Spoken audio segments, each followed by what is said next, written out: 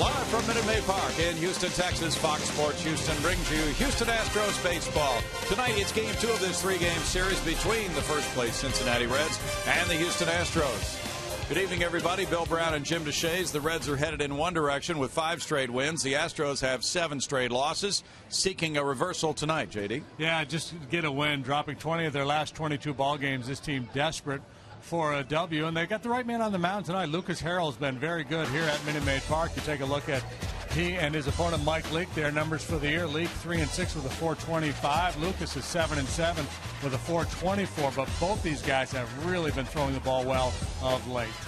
Coming up tonight, the Astros fell behind last night 3-0. Then they fought back to 3-2, but the Reds' bats were just too much for them. We'll see what Game 2 of this series brings right after this.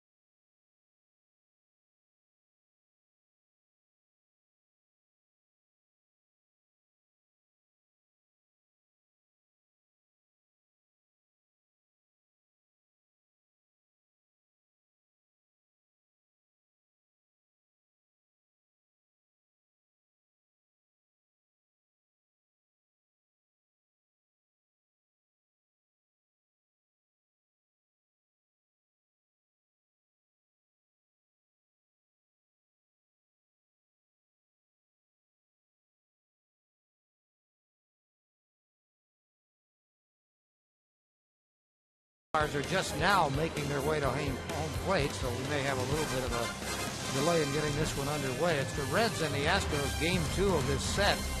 And of course, last night's game, the umpires might be excused for getting here late. They may have overslept. Last night's game lasted just under 4 hours, 3 hours and 56 minutes. The Reds taking that opener. Tonight, though, we've got a couple of pitchers that work a little quicker, and both have been very, very successful, although Lucas Harrell in his start against the Reds earlier this year was not. That was in Cincinnati. But since then, he's been a much improved pitcher, and he brings a 7-7 record with a falling 4.24 earned run average against Mike Leake, who is 3-6 with a 4.25. Hatcher is representing the Reds, while Mills is there. The players are saying, hey, you may not be done with your conversation, but we're taking the field anyway. And we'll say the same thing. They may not be done, but let's go back upstairs now for Bill Brown and Jim DeShays. Thank you, Greg. Game 2 of a 7-game homestand about to begin from Minute Maid Park. Brad Mills has handed in his lineup card for a club which is 24-22 at home this season. The Astros in the NL Central, where all the teams have winning records at home. Hyundai brings you the Cincinnati Reds starting lineup for Dusty Baker. His club is in first with a 1.5 game lead on Pittsburgh. Zach Cozart leads it off at shortstop. It's Drew Stubbs in center field. Brandon Phillips plays second base. The cleanup man, native of Beaumont, Texas, is the right fielder Jay Bruce.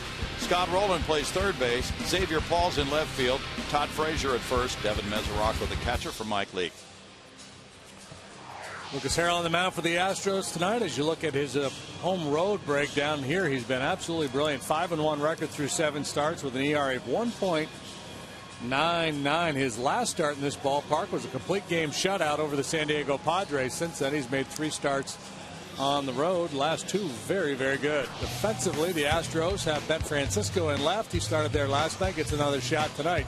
Schaefer center, Maxwell right. Johnson, Gonzalez, Altuve, Moore around the infield, and Chris Snyder will do the catching here this evening. Reds won the opener of this series last night 8-3. They banged out 17 hits while the Astros collected 11.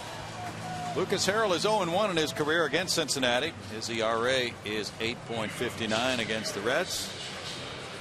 As JD mentioned, he won that last home start 1-0 against the Padres, and then he lost 1-0 at San Diego. So 2 of his last 4 starts have involved 1-0 scores. Here's Zach Cozart leading it off now.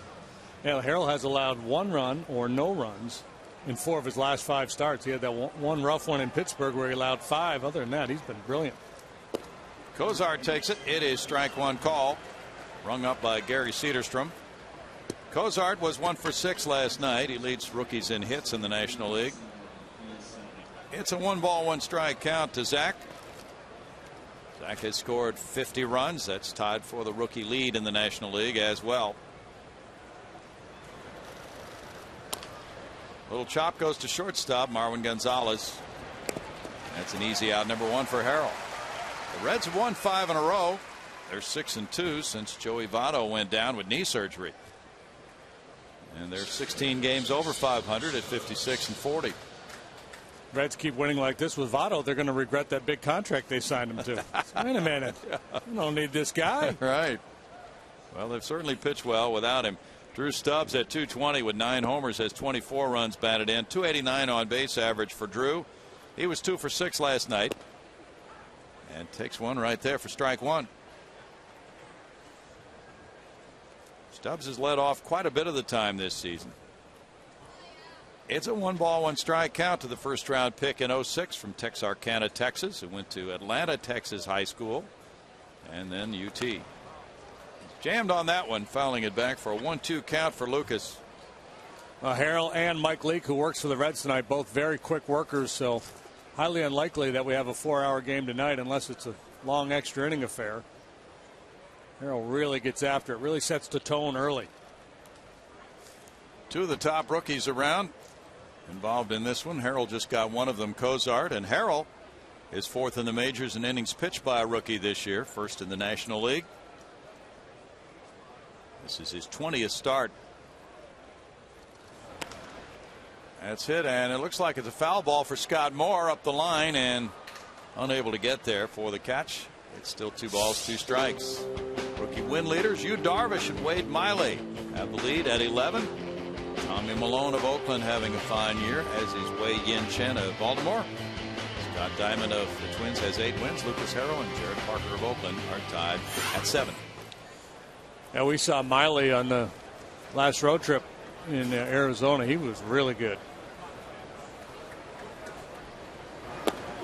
It's right there for strike 3. Great movement over the plate on Drew Stubbs for out number 2. Well, that's a fine pitch. Well, the Lucas Harrell story has essentially been told through the first 2 batters of this game. Ground ball from Cozart for out number 1, and he gets a ton of ground balls, but don't think of him as strictly a finesse guy who's relying solely on the ground ball. He can overpower you too, and you saw that 94-mile-an-hour heater right on the corner.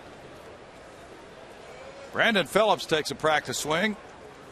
He'll step up at 296 with 12 homers, 58 runs batted in 89 games. Solid numbers for Phillips. He is 2 for 4 against Harrell in his career.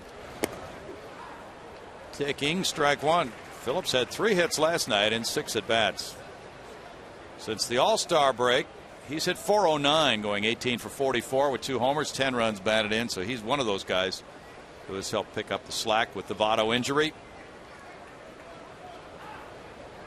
Time call there.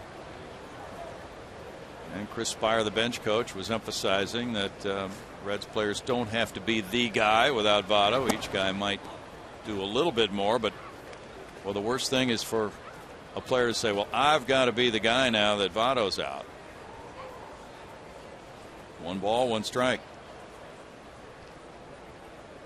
Phillips leads all second basemen in the majors in runs batted in, ahead of Robinson Cano. Fouls that one away, and it's a 1 ball, 2 strike count. And after Votto went on the DL, it was Phillips who moved into this 3rd spot in the order, and things have gone exceptionally well for the Reds with him hitting 3rd.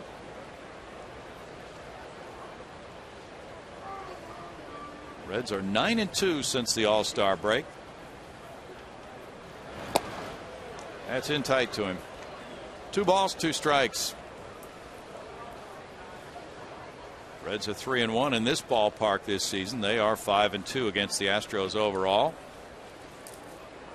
They'll have one more trip here, and the Astros will be in Cincinnati in early September.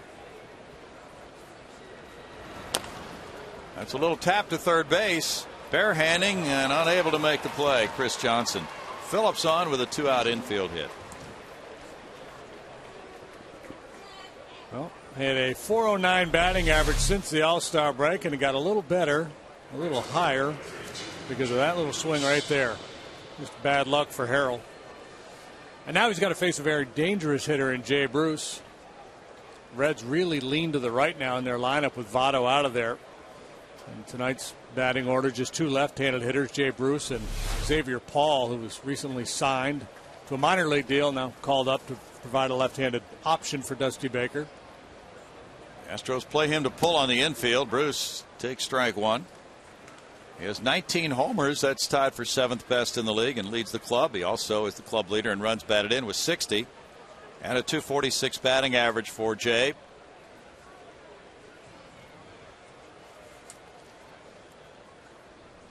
Runner goes, and this one gets by Chris Snyder. He came up quickly, but then the ball wasn't in his mitt, and it's a stolen base for Phillips. That's number 8 for him in 8 tries. He got one last night. That's cut fastball, and the late movement takes it just off the end of the mitt of Chris Snyder as he's coming out of his crouch trying to take a shot at Brandon Phillips.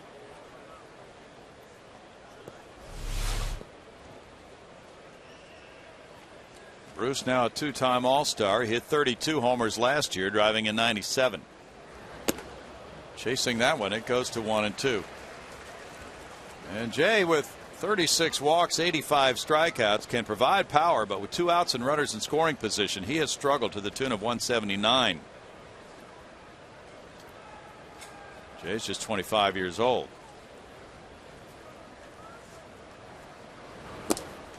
And I'm guessing if you were to talk to Reds people about that, they would say, well, he's just not patient in these situations. He's a dangerous guy. He wants to drive in that run. And so pitchers are able to exploit that, probably getting him to chase pitches out of the zone. How did you know? You're right on with that. Foul back. Well, a lot of times, and he's 25, he's been around the big league since 08, but still, still trying to settle in and become the kind of player the Reds feel he can be if he uses all fields, if he relaxes. It's a state of trying to do a whole lot up there when that's not always required.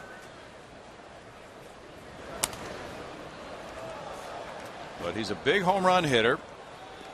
He became the 3rd youngest Cincinnati Red in their long and illustrious history to hit 100 homers. One of 5 active players with 20 home runs in each of his first 4 major league seasons. That's a big part of his game, but just from what we can glean from various people in the Reds organization, they think there's more there. They think there's a higher batting average there. They think there are more runs batted in there.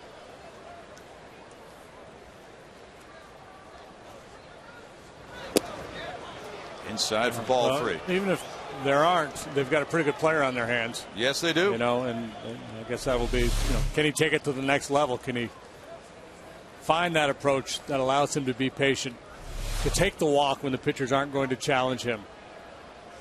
Exactly. If he does all that, he's got a chance of turning into Jeff Bagwell. Yeah. That was Baggy's game. He's 3 for 3 with a homer against Harrell. Oh, what a changeup. He broke out the 83-mile-per-hour floater to strike him out. Now coming up in the bottom of the first, Altuve, Gonzalez, and more against Mike Lee.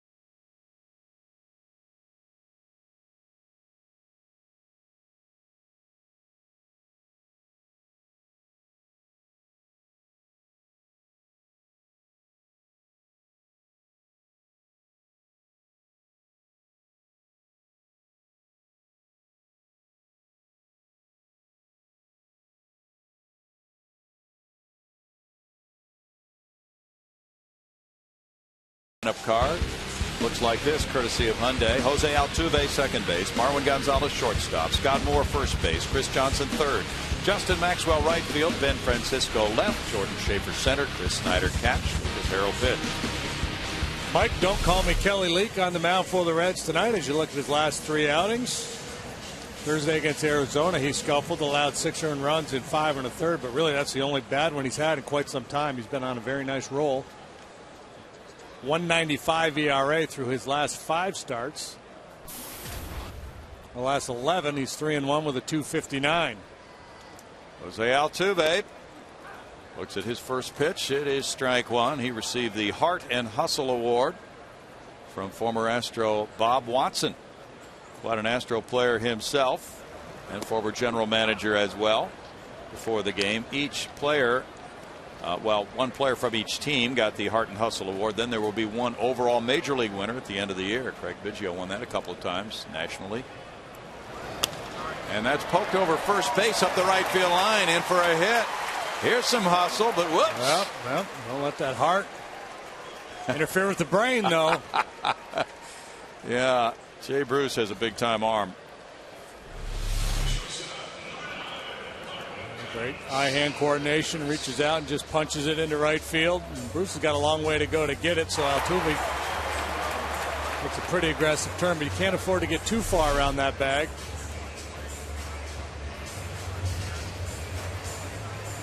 Yeah, big turn there. Smile on his face. 4-game hitting streak, 6 for his last 12. Marwin Gonzalez, 284 with a homer, has 5 runs batted in. Leak throwing ball 1 to Marwin, the switch hitter, who has had good swings in recent games. He is 3 for 8 against the Reds this season. 1 for 4 with an RBI last night after hitting .357 on the road trip.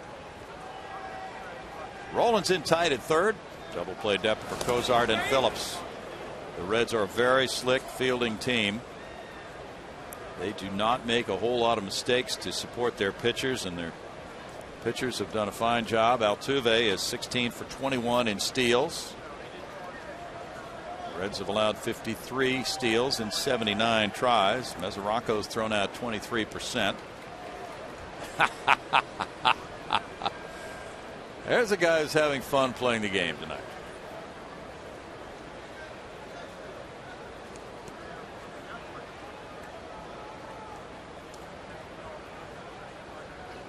Quick throw to first, and he went back in standing up. Yeah, Leake's quick. He's got quick feet. He's an outstanding athlete. He's a very good hitter. He's really tightened up the lead of Altuve over there. Leake, he'll throw a little bit of everything. Two-seamer, four-seamer, cut fastball, curveball, slider, changeup.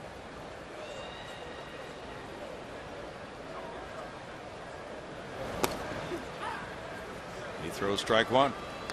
Fastball there at 88. You won't see much over 90 from Leake. Leake was born in San Diego, went to Arizona State. First-round pick in 09. The 8th player drafted, 24 years old. Last year he was 12-9 for the Reds with a 3.86 ERA. He's a command-type pitcher. When he doesn't have his command, the numbers can be crooked. Thursday against Arizona, 5 1/3 innings, 11 hits, 6 runs allowed, 2 homers. But he got a no decision. As the Reds got him off the hook with a furious comeback. Diamondbacks had a 6-0 lead in that game. The Reds came all the way back to beat them 7-6.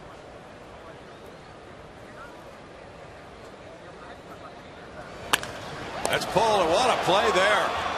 And a fire to second by Frazier. And he turns it into a double play from 3 to 6. Todd Frazier. Spectacular work, diving and then getting up and throwing an absolute P right on the base at second.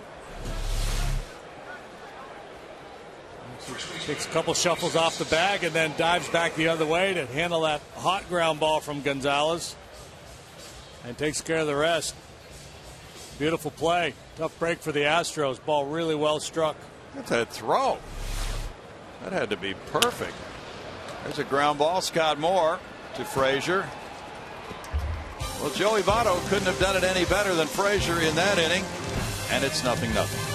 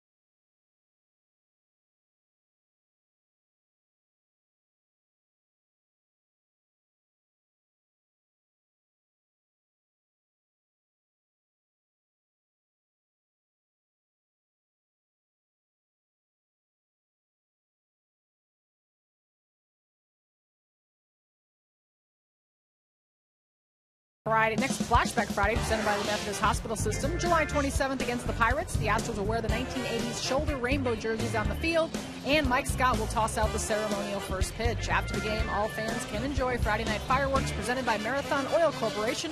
Root now and buy tickets at Astros.com. Bill? Thanks, Patty. No score. Inning number 2 begins with Scott Rowland in the box. Taking ball 1 since the All-Star break. He's gone 10 for 28 for a .357 average. .210 for the season. 4 homers, 21 runs batted in. Fouling that one away. It goes to a 1-ball, 1-strike count on Scott, who had a hit, an RBI, and a walk last night. Here's the double play turned by Frazier. So he got the out at first, and then that required a tag at second by Cozart. That would be the smart thing to do. 2 balls and a strike. That was some throw from Frazier, normally a third baseman. One hopper to Chris Johnson. Lucas Harrell gets out number 1.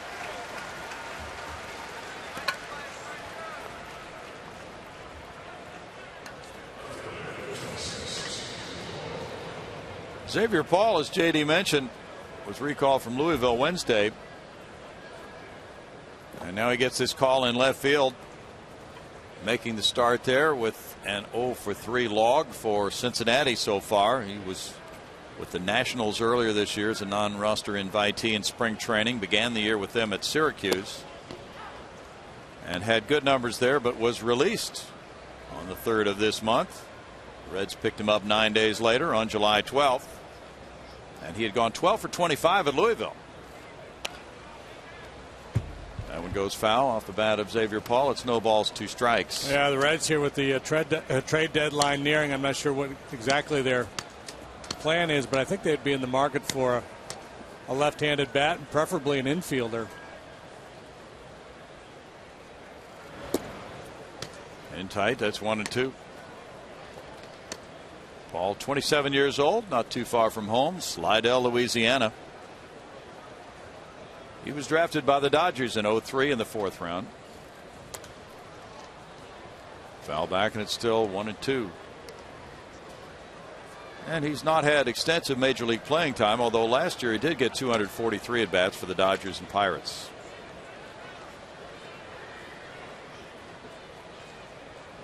Left-handed hitters actually aren't doing as well against Lucas Harrell as right-handed batters this year. Yeah, well, Lucas has been very good at keeping those left-handed hitters off of his sinker. He likes to work the sinker down and away, but he doesn't live out there. He'll throw a lot of cutters in on these left-handed hitters, especially if he gets the sense that they're looking for that pitch out there. He and Chris Snyder have done a very nice job neutralizing the lefties. Changeup makes it 3-2 now with Frazier on deck. The Cubs are leading Pittsburgh 5-1 in the top of the 6th inning. Reds are loving that score. The Reds leading the Pirates by a game and a half in the NL Central. That's banged on a line and off the glove of Gonzalez on through into center field. He tried to make a sliding play, but Paul is on at first with 1 out.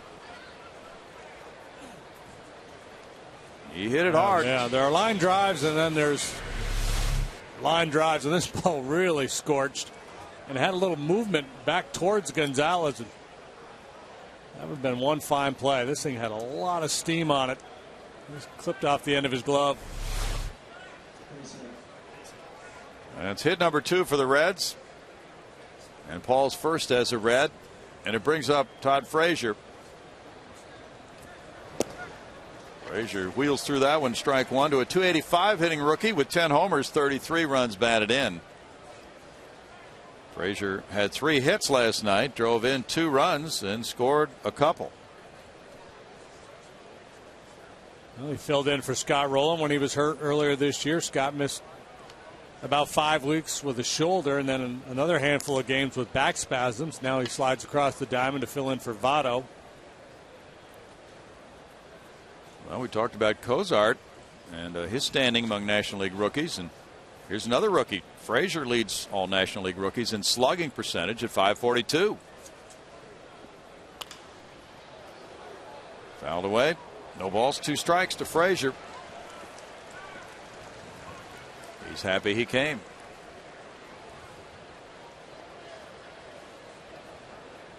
Frazier has hit 10 homers. That's the 3rd most ever by a Reds rookie third baseman. Grady Hatton hit 14 for them in 1946, and Chris Sabo 11 in 1988. I was going to guess Spuds McKenzie. Yeah. Runner going, swing and a miss. Snyder's throw, 1 hops and off the glove of Altuve. It hits the runner and kicks away. Frazier striking out for out number 2, and Paul getting a steal. 3rd strikeout for Harrell. Our clubs have been doing a lot of running against the Astros lately. This time Chris's throw just a little bit short, and Altuve not able to pick it. Had he been able to, I think they would have got him. Looked like it. Well, the Reds 2 for 2 in steals tonight, and overall against the Astros this season, they are 9 for 12. Catcher Devin Mesoraco is currently on a career-high 8-game hitting streak. Paul diving back in at second. During the 8-game hitting streak, Mesoraco's hit 300, going 9 for 30. Up to 221, 5 homers. He's driven in 14. Looking at ball one. He and Ryan Hannigan, who started last night, are sharing time. Hannigan had a good game last night with a couple of walks and an RBI single, and he caught a win for Matt Latos. Latos going through 5 innings, left with a sprained left ankle, but the Reds think he'll be okay to start the next time. Liner, and oh, nice timing. Scott Moore up to grab it. It's no runs, 1 hit. A runner stranded on the snag by Moore in scoring position, and it's scoreless.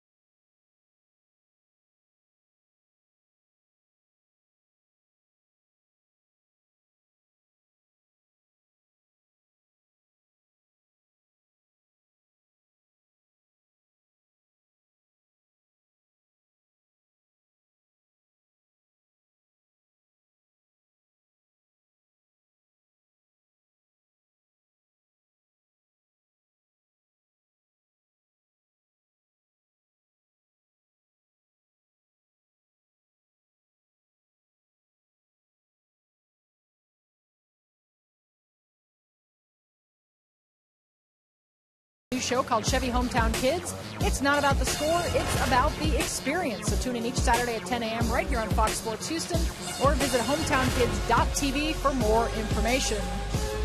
And if any of you out there have some friends, family, or foe, anyone out here at the Astros game that might want to be my fan of the game, send me a tweet, Patty Smith, FSH. Let me know where they're sitting, why they should be the fan of the game. I'm looking for one, and maybe it'll be your friend. Let me know, you guys. Oh, yeah. That little guy settling in. It's 0-0. Bottom of the second inning. Chris Johnson leading it off against Mike Leake. CJ with a big game last night with 4 hits, taking strike one. 273, 6 homers, 38 runs batted in after a career high tying 4-hit game. He had an RBI, going 4 for 5. That one's to right field.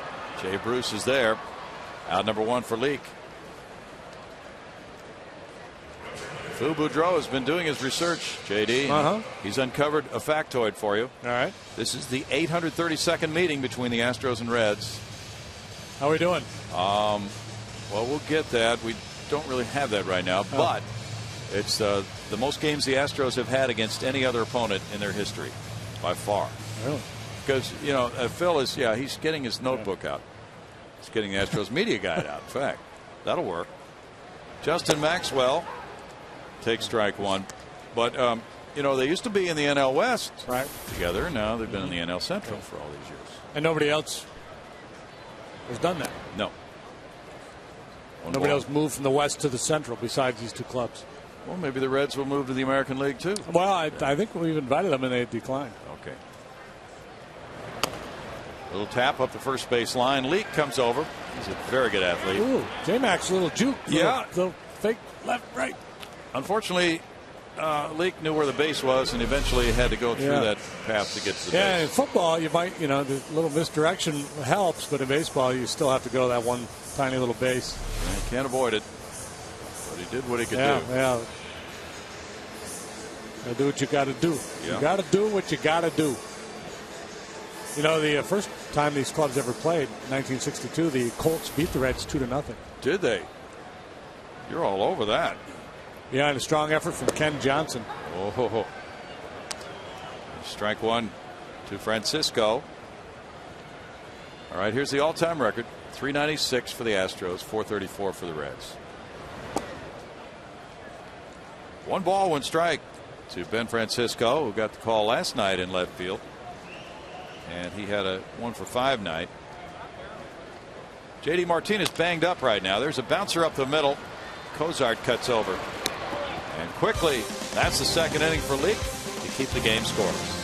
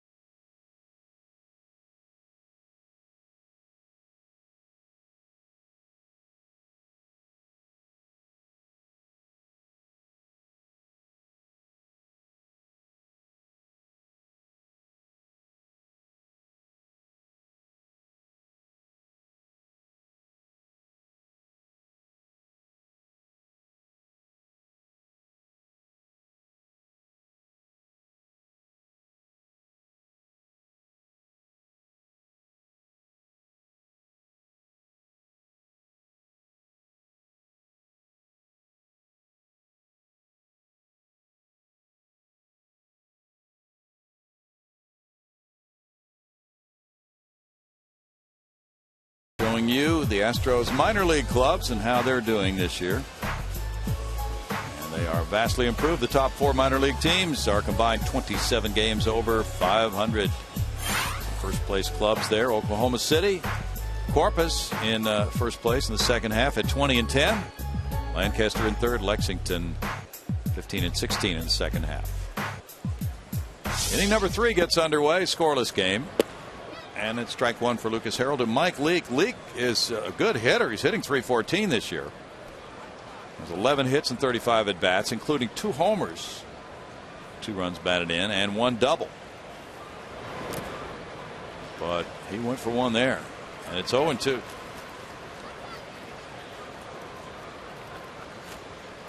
Homer Bailey pitches for the Reds tomorrow night. Homer from LaGrange, not far at all from here. He's having a very nice year for the Reds. Been a real difference maker for them. They weren't sure what they were going to get from Homer. Guy who's at times been very, very good. At other times has struggled in his career, but has always had top of the rotation stuff. And he seems to be putting it all together. He's 9-6 with a 3.74 ERA.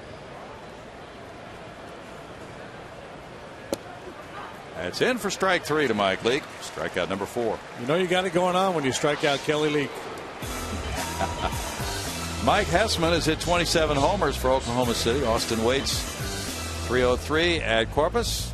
Jose Cisnero has pitched some gems for the Hooks. He's 9-6. George Springer at .334 for Lancaster. 18 bombs, 73 driven in. Mike Poltonevich 11-2 for Lexington. Jimmy Paredes was the Pacific Coast League Player of the Week. Been on quite a roll. 9-game hitting streak in which he's batting .512 with 3 home runs.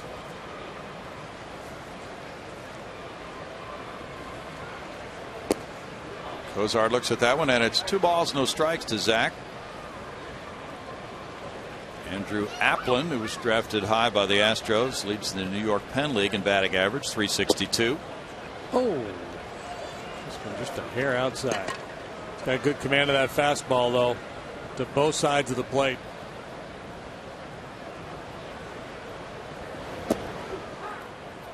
Strike, 2-2. Well, we had Jeff Luhnow on last night, and that was very interesting to hear his comments. Let's make the count 3-1 here on Cozart. Sounds as if there's going to be a lot of movement coming soon. There's a liner caught by Altuve. 2 down. Cozart put a powerful swing on it. But that ball directed just to Altuve's right.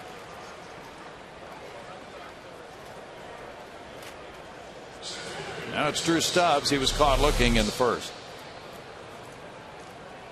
Yeah, good swing, Zach, but hang with him. That was a laser shot. It was over before he knew it. He didn't have to run far down the line. That's the good news for Cozart. Yeah. Stubbs runs very well. He's a stolen base threat if he gets aboard. Fouls it back, strike one. Also has good power. He has hit 9 home runs this season. So this is not the best of Drew Stubbs. Hit 22 in 2010. It's 1 ball, 1 strike.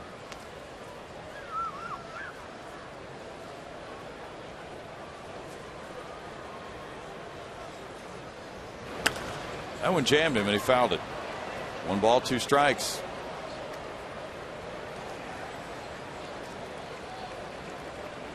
Cubs 5, Pirates 1. They've played 6 in Pittsburgh. Alfonso Soriano and Starlin Castro have homered for the Cubs. Garrett Jones hit number 14 for Pittsburgh. Cubs trying to dump the Pirates for the 2nd straight night. Chopper over the mound. Barehanded. Gonzalez safe at first. It was in that never land. And the Astros could not prevent the infield single for Drew Stubbs. 3 hits for the Reds tonight, 2 of them of the infield variety. Brandon Phillips with a little roller up the third base line, and now this high chopper over the mound. Nice play by Gonzalez, but you're not going to get many guys, and you're certainly not going to get Stubbs with his speed. Good try, though. Stubbs has 19 steals in 23 attempts. He's aboard for Phillips. Phillips had the infield hit to third in the first inning. That's Paul Maholm going for the Cubs tonight. He's given the Pirates 1 hit and 1 run through 6 innings. James McDonald has allowed 5 for the Buccos. Maholm getting a little revenge on his old club. He sure is. Well, he's been really good for the Cubs. Yeah, he's been on a nice little run. Pitched well against the Astros, and he's continued that. And the Ryan Dempster deal hasn't gone through yet. Dempster, according to reports, still considering his options.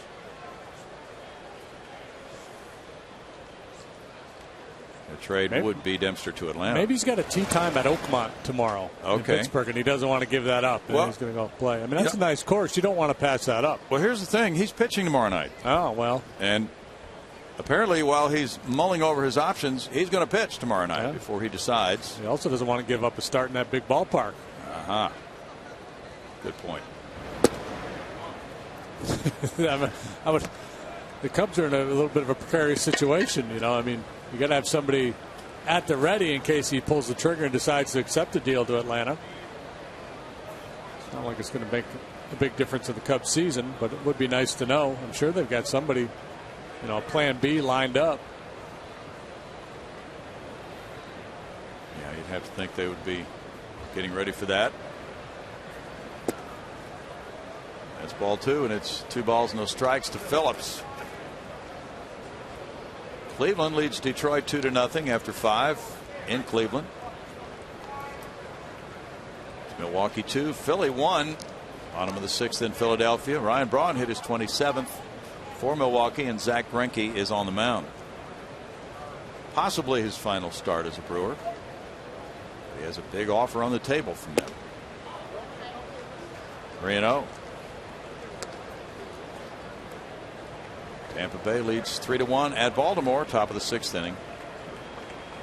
Brooks Conrad hit his 4th for the Rays. Adam Jones his 23rd for the Orioles.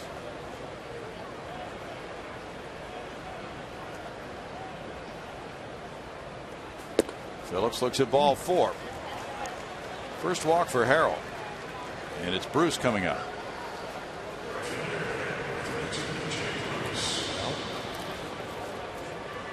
2 quick outs, and now all of a sudden a crisis point for Lucas in this game with 2 men aboard and a guy who can really swing the stick. Very dangerous hitter here in Jay Bruce. We punched him out last time.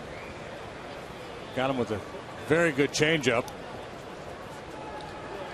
Bruce hit a homer off Harrell in Cincinnati April 28th this year. He homered in all 3 games of that series.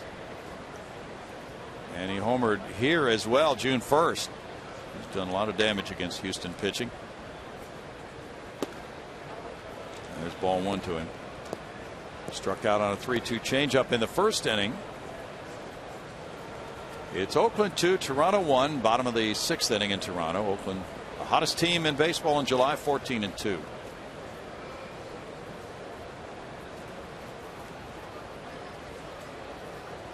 Atlanta 3, Miami 3 after 5. Out to left field for Francisco. And once again, Lucas Harrell showed Jay Bruce a little bit slower pitch. And it's no runs, a hit, 2 men left. 0-0.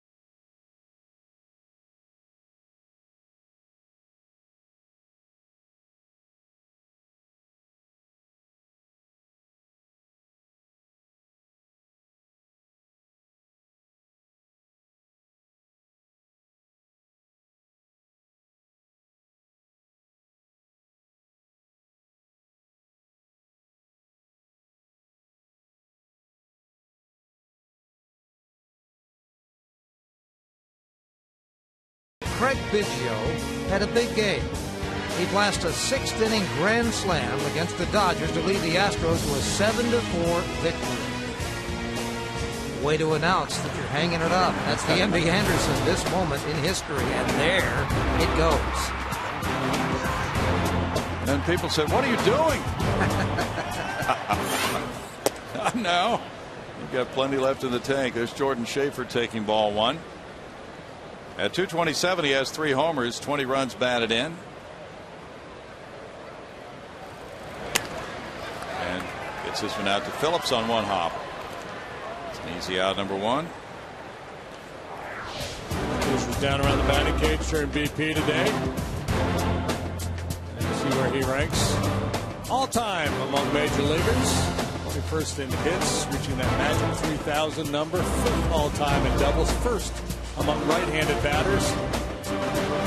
Runs, plate appearances, hit by pitch. Next year, I suspect we'll see him on the podium in Cooperstown. That's what's in the making, we think.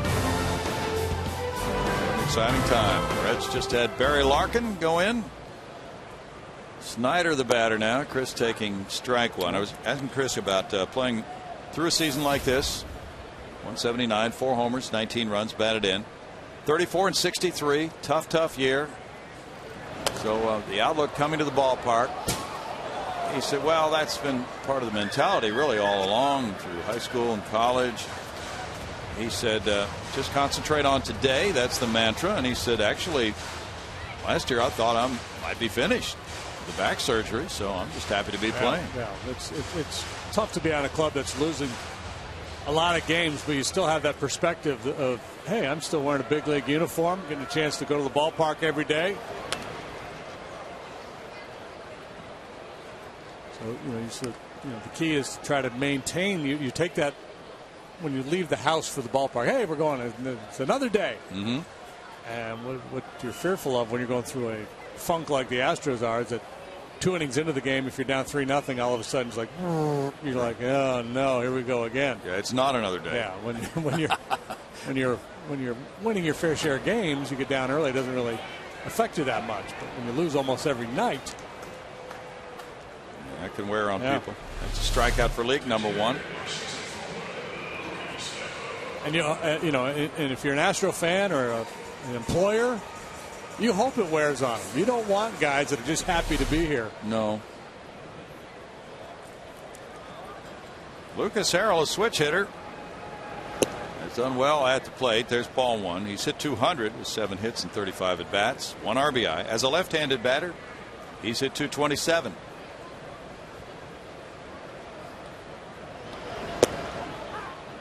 Looking at that one for a strike, that makes him 1-1.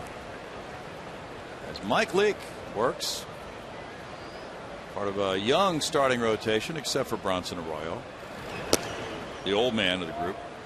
2 balls and a strike.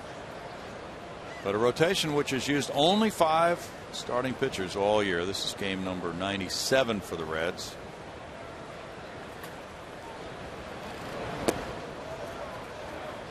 Now it's 3-1. Hit a double, Lucas. Go ahead.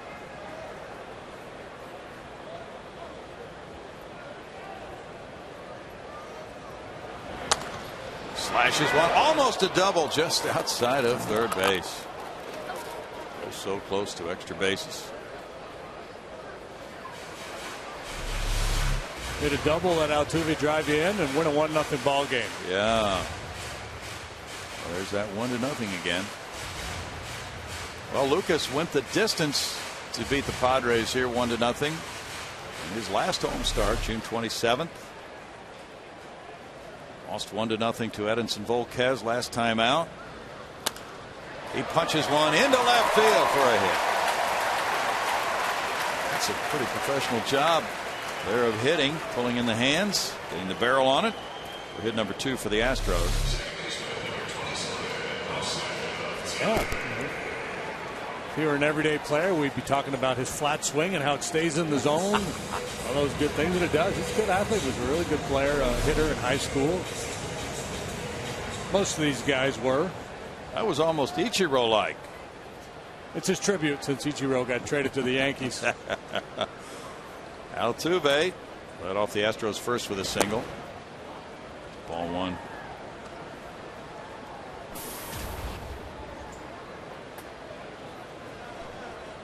Washington 5, the Mets 1. They're in the bottom of the 7th in New York. Mets dropping way back in the NL East race. And facing Gio Gonzalez. And they're about to add a rookie to their starting rotation in a few days. Adam LaRoche hit his 17th home run for the Nats. Boston nothing, Texas nothing after 2. That's Martin Perez starting for Texas in the injury-riddled rotation. Losing Colby Lewis for the year now. 2 balls and a strike. R.A. Dickey was the starter for the Mets tonight. He has not been quite as sharp in recent starts. No. They used him in relief the other night and he gave up a homer.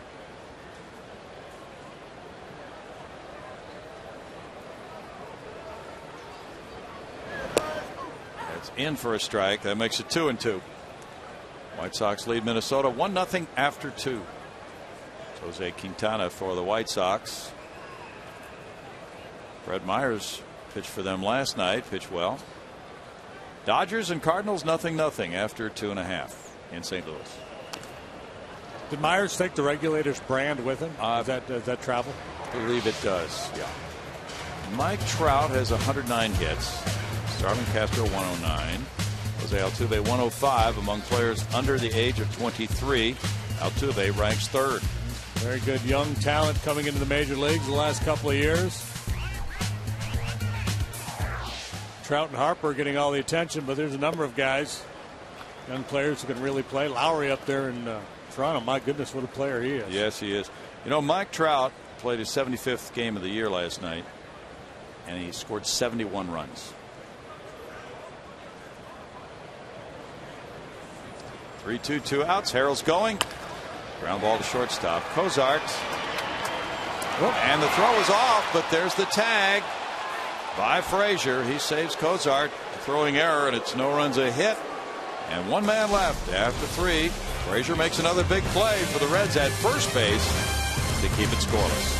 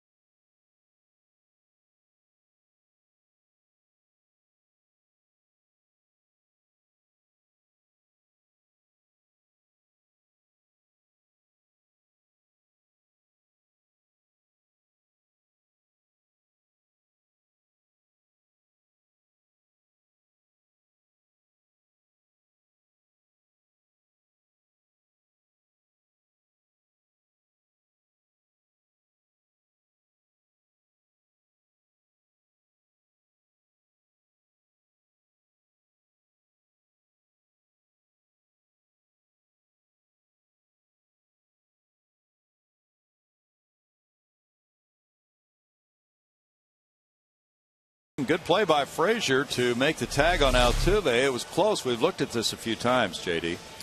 Yeah, a little sweep tag there. I couldn't tell if he brushed him on the way by or not. A couple different looks we had. It looked like he did not. If ever there was a time to justify sliding at first base, that would have been the time. That's a very difficult play for a base runner, though. That one looked like he missed him. We didn't see any argument from the Astros side on that. Difficult call from Mike Mchlinski. And it's scoreless. Moving now to the 4th inning with Scott Rowland up there. Rowland grounded out in the 2nd.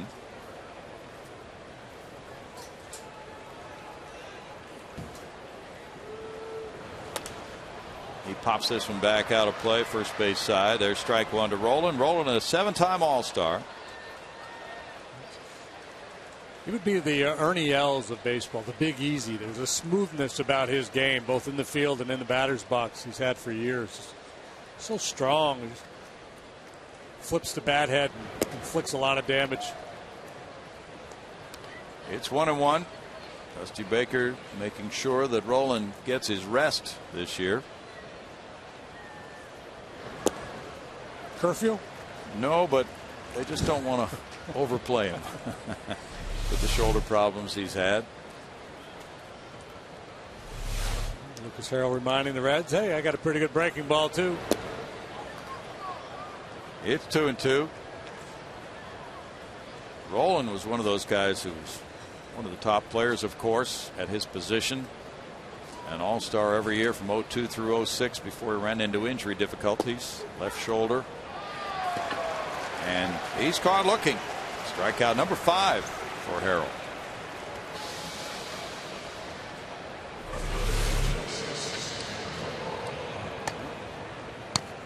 Chris has to reach across his body for the ball, but it stayed on the plate. He was set up in the inner part of the plate. Rowland thought it was down, but looked like a pretty good pitch. Xavier Paul single to center field. He hit a low shot off the glove of Marwin Gonzalez. There's strike 1. Yeah, I used to have fun with Lance Berkman when he was here. Talking about left-handed Lance and right-handed Lance, the 2 different players. And I think we got the same thing going with Harrell now. We got home Harrell and road Harrell. Home Harrell is really, really something. 1.99 ERA. Oh. 1-1. 5-1 record at home.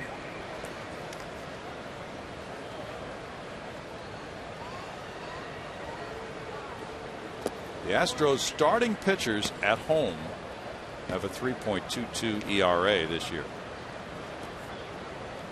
So no wonder they're 2 games over 500. 24-22 in this ballpark. Overall, the starting pitchers' ERA is 4.64.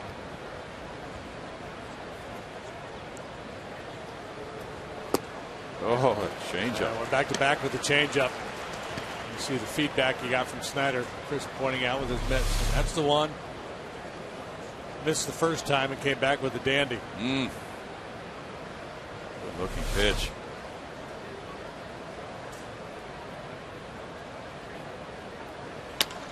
And that one slashed just foul. Harrell in command with all of his stuff here tonight. One of those nights where the Reds hitters in the dugout are probably talking about his stuff and arguing over what's the best pitch. Whether it's the sinker, the cutter, the curveball, the changeup, he's had them all working.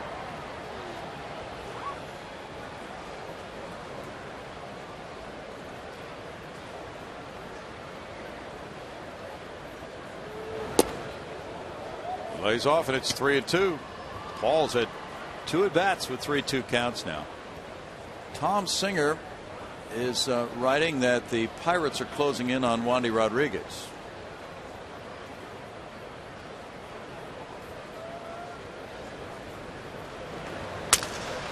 Ground ball, fair, diving play, and how well done by Scott Moore.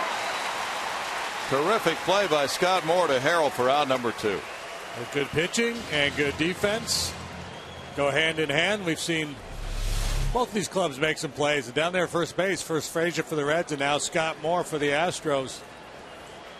Going to the line, leaving his feet. And then the good feed to Lucas Harrell right on the bag. So Wandy to the Pirates rumor out there, huh? That's the first time we've seen that one. Well, if Jeff Luhnow can get Jamison Tyon from the Pirates, ooh, we'll just go ahead and canonize him. Yeah. Mike Machlinsky almost got in the way of that dive by Scott Moore. Todd Frazier looks back after strike 1 call. He struck out in the 2nd inning. You know, the Pirates could use another starting pitcher. 1 ball, 1 strike. Everybody could. Good point.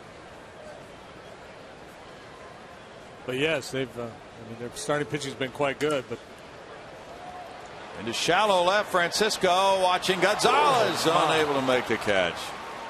Now Marwin just kept going and really made a nice try. But Frazier loops a single in with 2 outs. Well, he went a long way in pursuit of this pop-up. Yeah. I don't know why Francisco didn't get there faster, but Marwin did his job. He just kept on going. That must not have gotten a good read off the bat on that one. Right. Probably hasn't played many games here. Devin Mesoraco line to first, and Moore made a great play on him. Leaping high. There's strike 1. So we've seen some leather work out of both first basemen in this game. Frazier's been outstanding. So is Moore. It's a battle of the gloves tonight. It's a reverse slugfest. It's a glove fest. It's a glove in. There's a glove in at Minute Maid Park tonight. Glove in. Let's all get our beads and our shawls. 1 ball and 1 strike. Jason Stark writing that the Cole Hamels negotiations with the Phillies are coming to a head. They're trying to bridge significant obstacles. Phillies and the Hamels camp in the next couple of days. How many million obstacles are they talking about? Not sure. We heard price tag of 130 being thrown out there. Don't know if it was 6 years. Little tap rolls out to second. Altuve on to Moore. No runs, a hit. And after 3.5, there is no score at Minute Maid.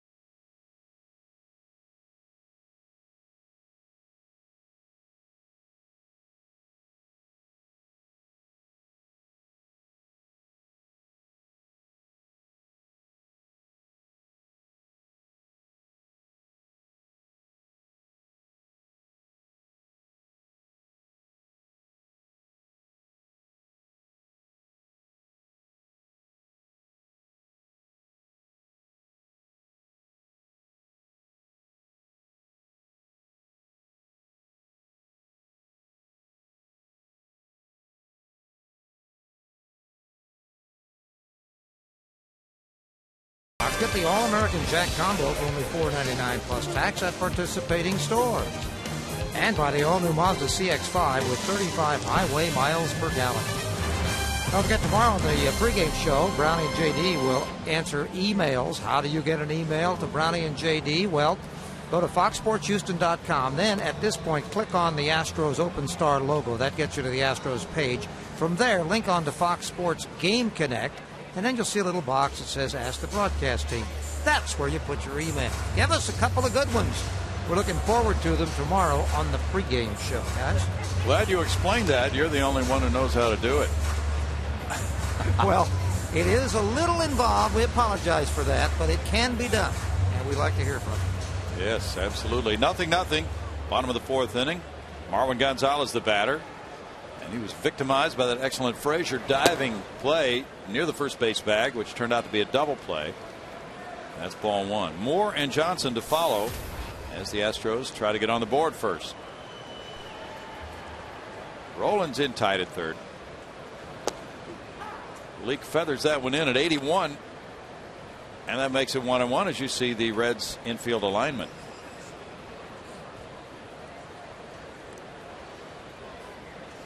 Drew Stubbs shading to left center. Leake misses, and it's a 2-ball 1-strike count. Leake really controls his walks. Only 24 walks this year in 113 innings for him.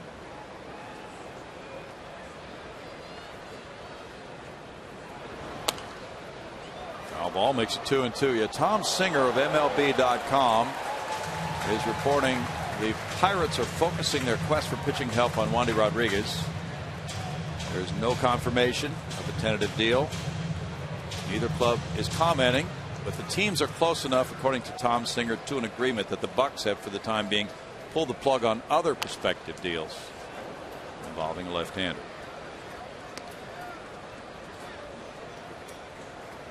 Still 2-2. And there'll be a lot more of those rumors floating around here in the next week with the trade deadline the end of this month for non-waiver deals. 3 balls, 2 strikes. There could be some deals after that. The players having to clear waivers. And the Pittsburgh Pirates, their legions of fans, are right in the thick of it. Fouled, and Roland is over for it. But won't get a shot. Still 3-2 to Marwin. There's so much focus in Philadelphia on Cole Hamels, but there's any number of players that can be moved off of that club. We've talked a little bit about Victorino and Rollins. You mentioned Pierre the other night. Polanco, another guy, although he's banged up right now. Now I'm reading some Hunter Pence stuff. Ooh.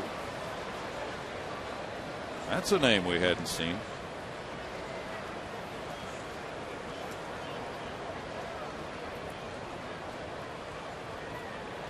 Making pretty good jack now. That's true.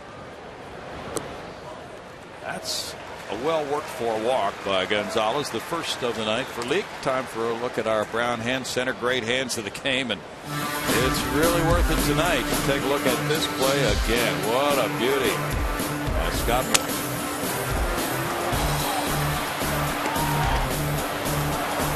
Scrambled to his feet. He didn't have a whole lot of time after fielding this ground ball. Nice job. More guy who was playing all around the diamond. He originally signed out of high school as a shortstop. He was just about everywhere on the infield as a professional. And Dusty Baker's coming out, and we're not sure why. I think he wanted to give us time to show that highlight again. Well, yes, he's a very congenial fellow. That might be the reason for it. Brandon Phillips is pointing now. Is there something going on in these stands that's got people's attention? Evidently a light or something. Yeah. Flashing maybe. He's pointing up there to the third base side of home plate. The umpires are huddling. So there might be a distraction as Brandon Phillips is looking in toward home plate. Something in the stands. And the umpires, of course, can order a distraction. Sometimes back in the old days, there used to be a little portable TV camera light. Somebody might be doing a feature in the stands, something like that, and they could order that removed or pointed away from the field, but that wouldn't be the case.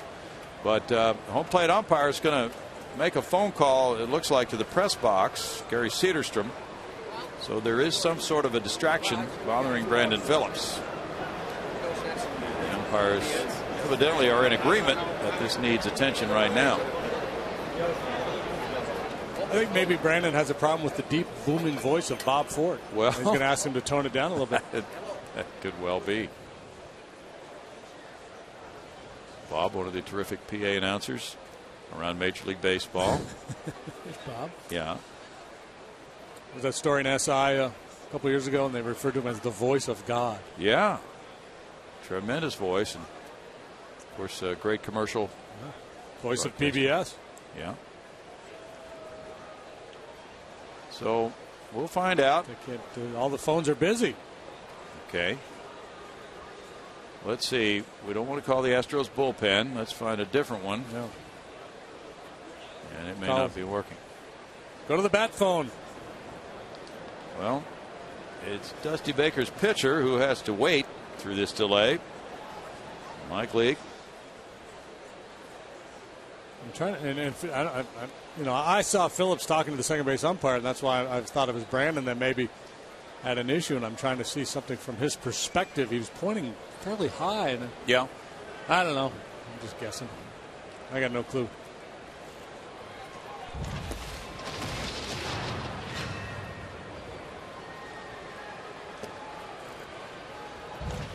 All right, they're ready to go again. And now Scott Moore. Runner at first, nobody out. Marwin Gonzalez, the base runner. He has 2 steals in 5 attempts. Chris Johnson's on deck. The Reds have 4 hits. The Astros have 2. That is strike 1 call. Last night's game was 3 hours 56 minutes of pure joy. Yeah. Well, you kind of paused before you said that word joy. So there must have been others you were tossing around. Well, I was going to mix in a couple other adjectives, and I decided not to. There were some other choices, that's for sure. You should be able to play a 9-inning game in less than 4 hours. Yeah, that would be the hope. So evidently the speed-up measures have not come. Well, and especially, an 8-3, you think 4 hours for a 9-inning game, it must have been 15-14 or something like that. Not really.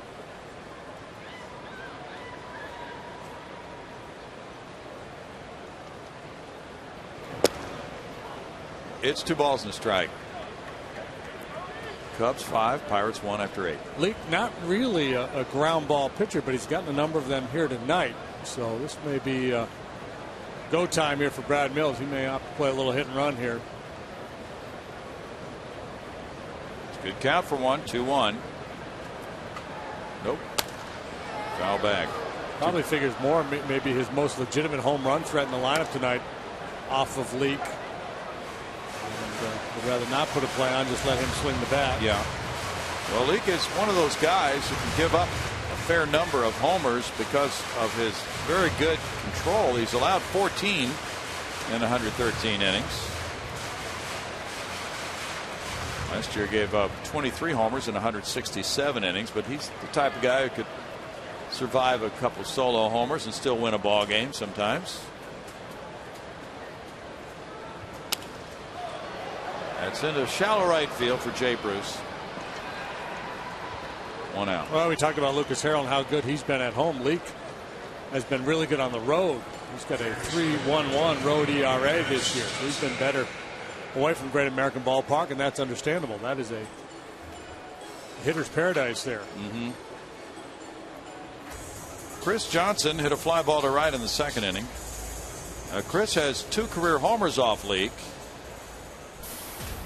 And in Cincinnati, when the Astros beat Leake back in late April, Chris had an RBI double off him, as Leake gave up 6 runs, 3 earned in 3 2/3 innings. That's over shortstop, out into left center field. Stubbs coming in, sliding. It's a hit in front of him. And here goes Marwin Gonzalez to third, and the throw is in time to get him. Big play there on the throw into third to get Gonzalez. A very aggressive play on Gonzalez's part because it wasn't that long a throw. And here you'll see it.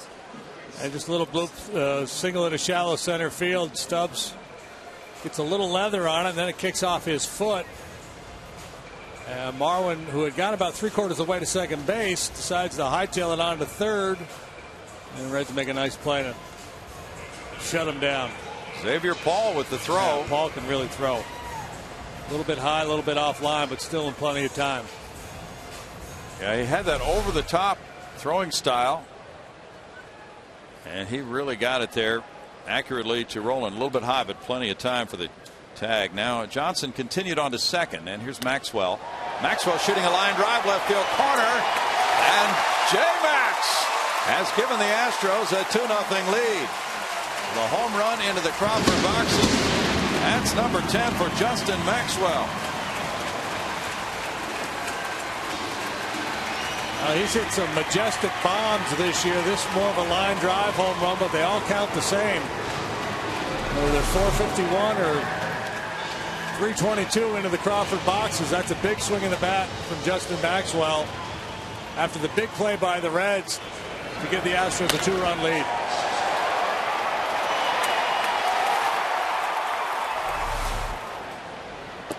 Now here is strike one to Francisco. So Maxwell now with 10 homers, 29 runs batted in. Gives the Astros first blood in this one. And the crowd buzzing as the line drive is caught by Phillips. In the fourth inning, the Astros grab the lead. 2 runs, 2 hits. They lead it 2-0.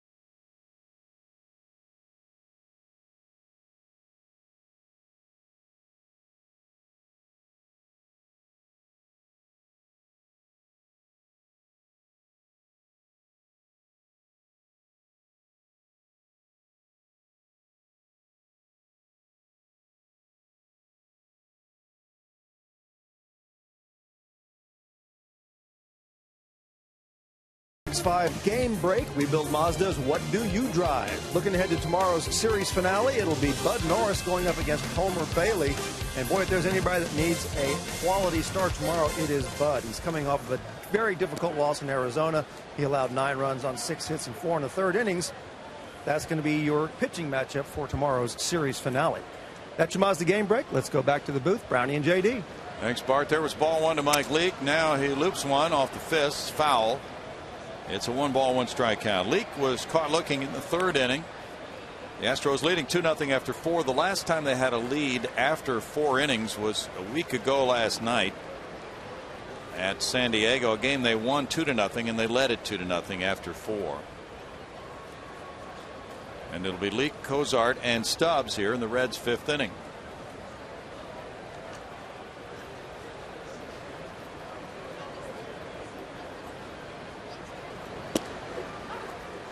That's good for a strike. That makes it 1-2 for Lucas Harrell.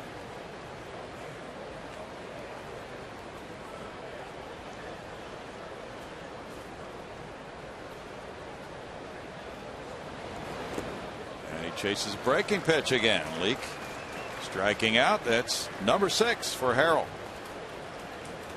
Well, Lucas stays in line with what he's been doing in this ballpark lately. He's Probably got enough runs to win already. He would prefer a few more to work with. He's made 79 pitches now. Cozart has grounded out to short and lined to second. Bouncer back to Harrell. 2 down in the 5th. Hey guys, Dr. Gene Coleman just walked Wandy out of the clubhouse out of the dugout about 5 minutes ago, and he had been hanging around in the dugout with Gene and some of the trainers. So it looked as though something was coming down. It may have. It is being reported by a lot of people that it has happened, and we'll get further confirmation certainly later. All right, thanks, Greg.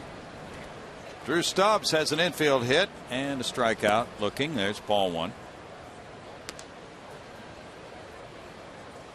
Chris Johnson even with the bag at third. It's 2-0. Wandy last night went 6 innings. He allowed 7 hits, 3 runs. And the Astros trailed 3-2 when he came out of the game for a pinch hitter in the bottom of the 6th. And they went on to lose at 8-3. 3 balls, no strikes. And of course, this is the only organization Wandy has pitched in. So he had talked in recent stories about, yeah, it's difficult when your name is in these trade talks and you've never been dealt anywhere, never moved to another organization. Yeah, there's an assumption that you're going from a bad club to a winning club, that it's obviously a slam dunk decision for a guy who has an option or something any veteran player would pine for. But when you've been with a team all those years and you feel like you're so invested in it, it is not easy at all. No matter where you are in your career, not an easy move. Stubbs draws a 2-out walk. That's the second for Harrell tonight.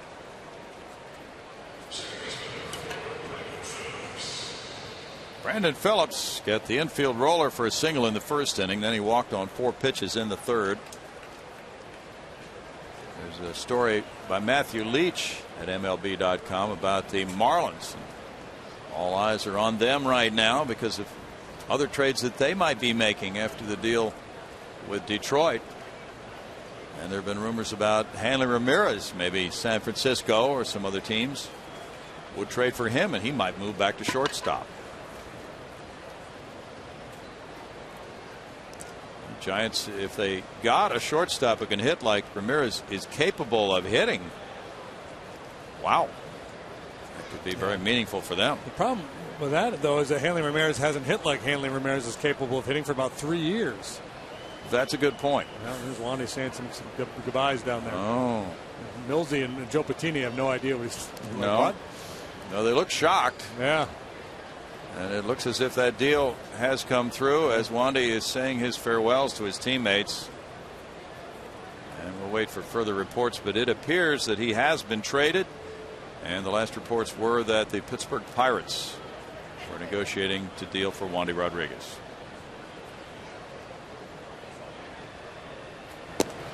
You know, it's been fun watching him develop throughout this organization, and he's the only holdover, of course, from the 2005 World Series team. He's really progressed as a pitcher. He's come a long way. A big smile on his face right now, but this is obviously a tough moment. Exciting at the same time, though, and when he gets to Pittsburgh, he gets a chance to be in a pennant race.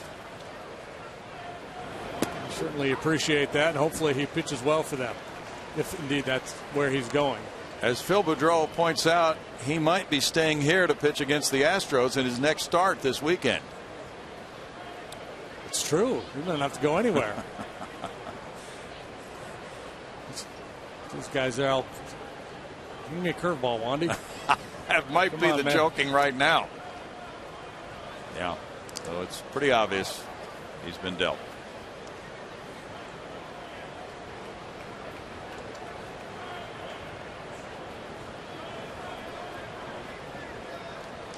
We saw Hunter Pence during a game, you know, the same types of handshakes. Parting thoughts. Runner going. Here's the throw from Snyder. It's a beauty, and the tag by Altuve. Slapped on Stubbs to end the top of the 5th inning. A caught stealing from 2-4. And in the middle of the fifth, it's 2-0 Astros.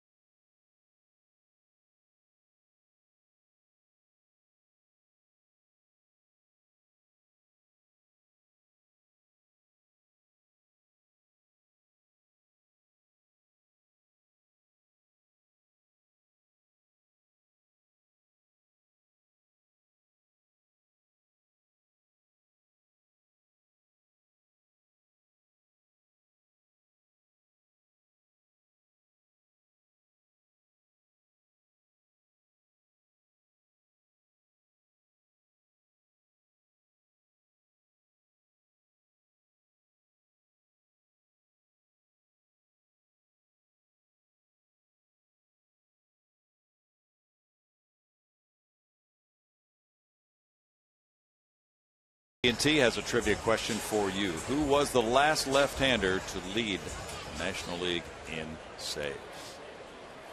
Last left-hander to lead the National League in saves? How about The Rock, Randy Myers? Okay. And then you might think about a Billy Wagner. That's ball one to Jordan Schaefer, who's 0 for 1. Still waiting for more information about this Wandy Rodriguez trade to Pittsburgh. We don't have details on that yet. No, you know, it's the kind of move you know, general managers prefer to make those announcements after a ball game, but today with instant messaging and everything else that goes on, it's kind of hard to keep that quiet. Yes, it is. Bunted but foul. 1-2 to Schaefer with Snyder and Harold to follow. Especially when the player that's been traded is shaking everybody's hand in the dugout. Exactly. Jeff Luhnow chatting there in his booth. And he was telling us last night, I think it was off the air, JD, when he was on with us, that you know, some GMs prefer texting, others prefer phone calls. They all have their own style, so you have to learn who likes what when you're a GM. 2 balls, 2 strikes. And what Jeff has done is get in advance of the expected trades to follow. Usually there are more deals the last few days before the deadline, and this year he has accelerated the entire pace of trading by putting his deals together earlier than a lot of these deals will be happening. Leake gets a strikeout on Schaefer. Second strikeout. All right. Who's the last lefty to lead the National League in saves? It was Randy Myers. You got it. 95 for the Cubs, 38. If you'd asked me to guess which team, I would have said the Reds. I certainly was good with the Cubs. Last deal the Astros and Pirates made was in August of 01 when they got Mike Williams in a trade for Tony McKnight. Chris Snyder looks at ball one. Struck out in the 3rd inning.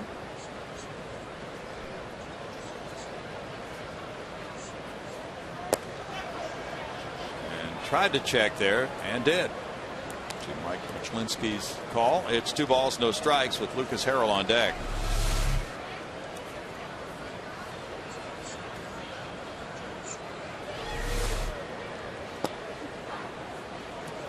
Good looking pitch. 2 balls and a strike. Yeah, very repeatable delivery. Such a good athlete. That fastball changeup combination, out of his hand, it looks identical. Doesn't tip his hand at all when he throws the off-speed pitch. Really commits to it. Has similar action as his two-seam fastball as well.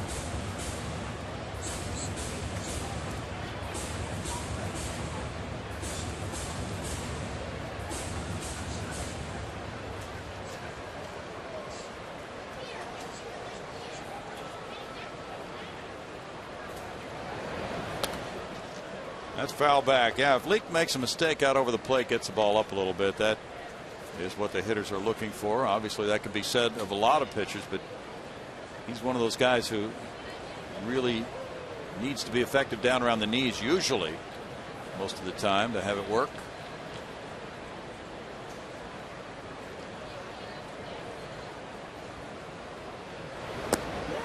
On a breaking pitch, he gets a strikeout. That's number 3. Chris having a hard time seeing this breaking ball. A couple of half swing strikes in that sequence, including strike 3.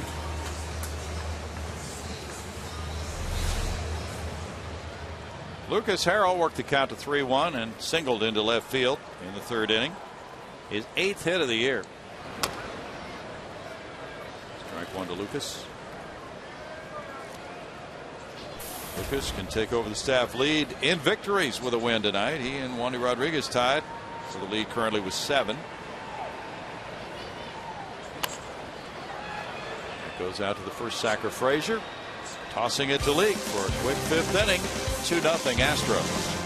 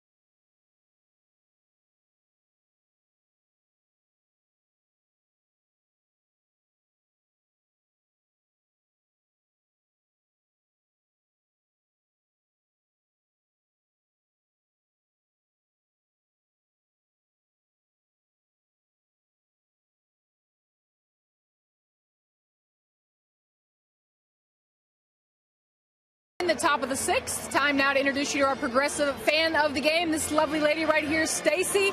It's her 21st birthday. She's got her little sash on, 21 and ready to party, and you decided to do that at an Astros game. Yes, because I love coming to the games every day. Now, this isn't your first rodeo out here, though. You're out here quite a bit, aren't you? Yes, every day almost. Who'd you bring with you? This is my best friend, Kristen, my sister, Sudi, my friends, Susanna, and Sal. All right, now the Astros have been struggling a little bit, but they're winning here tonight for you and for your birthday. Just what are your hopes for this team for the rest of the season? I hope they don't lose 100 games, so I hope they go higher. All right, well, I think that's probably a good hope for you. Well, enjoy the rest of your birthday. You're 21. Keep it clean, and you can party with this progressive bag as our fan of the game. Thank you so much. Thank you. All right, guys. Thanks, Patty. Patty taking on the role of mom out there. 2-0. The Astros lead it. We go to the top of the 6th inning. And Brandon Phillips is the batter. He was at the plate when Stubbs was thrown out trying to steal to end the top of the 5th inning. Phillips has been on both times with an infield hit and a walk. Cubs have just beaten the Pirates in Pittsburgh 5-1. So maybe we'll know more soon about this trade. Pirates may be announcing something. There is strike one. Paul Maholm, the former Pirate, goes to 9-6 by pitching well for the Cubs and beating James McDonald, who's 10-4.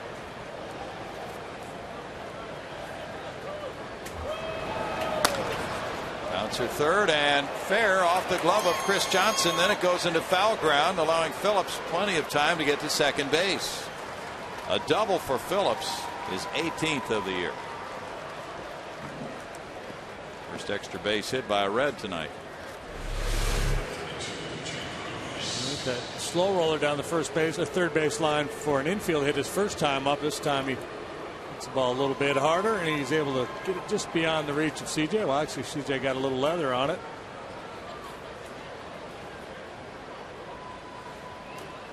Phillips continues his torrid pace. My goodness. Yeah. 18 doubles.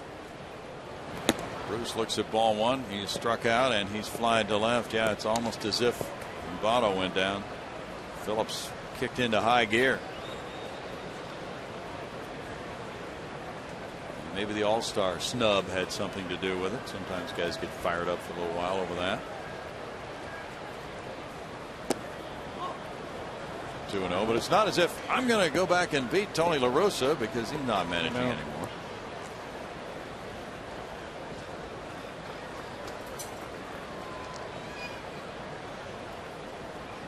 The Pirates have some good young players in their organization. That's ball three. That's 3-0. According to some publications, two of the top 10 pitching prospects in all of baseball, Garrett Cole, their #1 pick last year, and Jamison Tyon, the kid from the Woodlands a couple years back, who was the #2 overall pick. It would be awfully hard to expect to get either one of those guys in return. They have a top-notch outfielder in Starling Marte. There's a walk to Bruce, but not sure if they part with him. And then the money in the deal is another question. But infielder Alan Hansen was pulled after 1 inning of a minor league game in the Pirate system today. You're right. So Sherlock Holmes breaking this deal down. Phil Boudreau's been all over it, and we're just trying to stay on top of it for everybody. JD. Did Boods go check out the minor league box scores? Yes. Or is he's got moles everywhere? We have a report that says money will be changing hands in order to offset some of the $30 million the Pirates are taking on. Alan Hansen was pulled after 1 inning at Low A, West Virginia. He's an infielder, so he could be involved in the deal. Scott Rowland, the batter, runners at first and second, nobody out. He's grounded out and struck out looking. Foul back, strike one. I don't believe the Pirates would part with Starling Marte, who's having a big year at AAA Indianapolis. He might be close to joining their club as an everyday outfielder, although the Pirates had been hitting a lot better the last couple of weeks. They have some similarities with the Reds. They're both pitching well this year, strong bullpens. 1 ball, 1 strike. And perhaps could use more offense. I think both clubs would say that they could use a better offensive attack than they have had to this point of the season. The Reds are 9th in runs scored in the National League.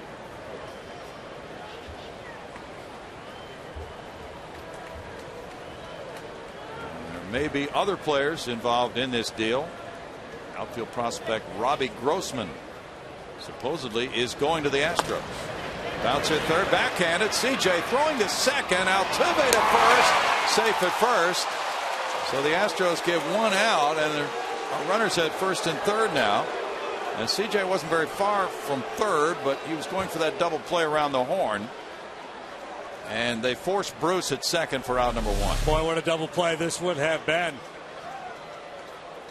Tough little hop there for Johnson to handle, and then 2 long throws to make, and Altuve, to avoid contact, has to back away from second base, and that takes a little bit of steam off of his throw, and just enough for Rowland to beat it. Good job, though, hanging in, making the turn by Altuve. Awfully close. Yes, it was. You know, John Morrissey of FoxSports.com reporting that outfield prospect Robbie Grossman is going from the Pirates to the Astros. He's at AA Altoona, hitting .262, and a good prospect. Xavier Paul is 1 for 2. Ooh. Where was that? Not sure. 1-0. Gary Cederstrom calling it ball 1. Paul lined a single off the glove of Gonzalez into center, and then hit a scorching grounder that was the source of a diving play by Scott Moore to the pitcher covering. Back in the 4th inning, Moore diving into foul territory, and then with the feed to Harrell. Ground ball specialist could certainly use one here, get a double play, and get out of this inning unscathed. 2-0. You know, with the Astros bringing all these young talented players into the minor league system, as Harrell reaches 100 pitches, 56 for strikes, somebody's going to have to leave the system. There's only room for so many players at each club, so it's getting pretty interesting, and there is a ripple effect when players are brought into the system. Yeah, after the draft, and then add guys through trade. Typically there'd be a number of releases. Here's the announcement now. The Astros and Pirates. Wandy Rodriguez has been traded to the Pirates for 3 prospects.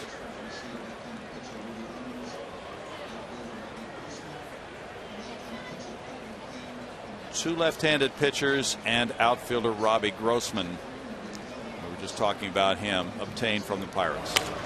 Pitcher by the name of Kane, I think. Okay. He said. Rudy Owens, a left-handed pitcher, and Colton Kane, another left-handed pitcher. So 2 southpaw pitchers and an outfielder, Robbie Grossman. Trader Jeff getting it done. Grossman is from Cy-Fair High School, and he was a 6th round pick by the Buccos in 08. Born in San Diego, 6 feet tall, 205. So Cy-Fair in the northwest part of Houston. And there's a grounder backhanded as the run will come home. It's an infield hit and an RBI for Xavier Paul to make it 2-1. Paul's first RBI with the Reds. Again, another scratch hit here, just a little 14 hopper towards the shortstop hole. Astros pinching for a double play. That creates a little extra room to operate on that side, and Paul able to exploit it with an infield hit. It's 2 hits and a walk in the inning, and now 6 hits in the game for the Reds with Todd Frazier coming up. He's 1 for 2. Owens was 8-5 with a 3.14 ERA at AAA Indianapolis this year. He's an International League All-Star. That's flared. Scott Moore up the right field line, turning and making the catch in foul territory. And then the ball gets away as he tried to hold up on the throw. It trickles out of his hand, and that allows the advance to third of Scott Rowland. And he was trying to double off the runner at first, Paul, and then the ball got away from him.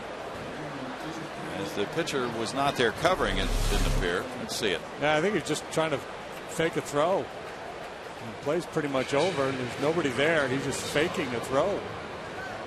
Yeah, the umpire was right in his line of throwing anyway. Tell you what, that first base umpire Mike Machlinski has been close to the action a couple of times today. Now Rowland takes third. Maybe he wasn't faking a throw, but he really had no play to make. No. So advance Rowland to third on an E3.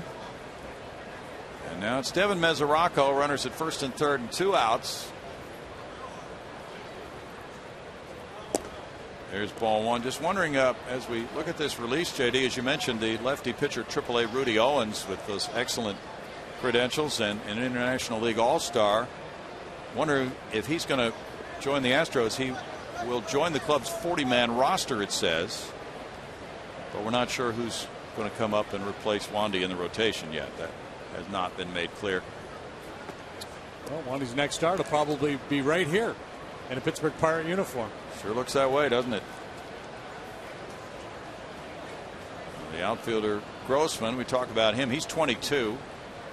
He was hitting .262, 7 homers, 35 runs batted in, .374 on base percentage for AA Altoona. And he was Pittsburgh's minor league player of the year last year. He scored 124 runs in the Florida State League. Bouncer to first. Moore is there. And in the 6th inning, the Reds get a run on 2 hits with an error, leaving 2. It's 2-1 Houston.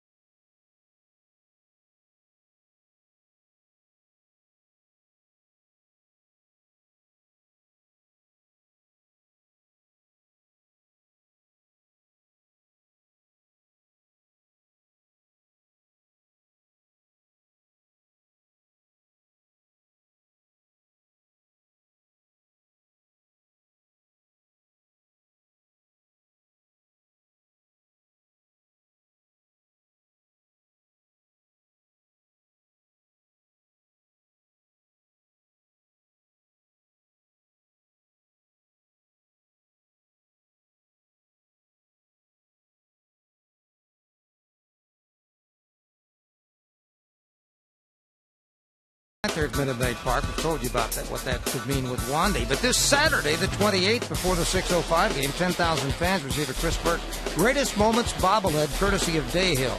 The bobblehead commemorates Burke's 2005 18th inning walk-off homer that sent the Astros to the NLCS for the 2nd year in a row. Root now and buy tickets at Astros.com.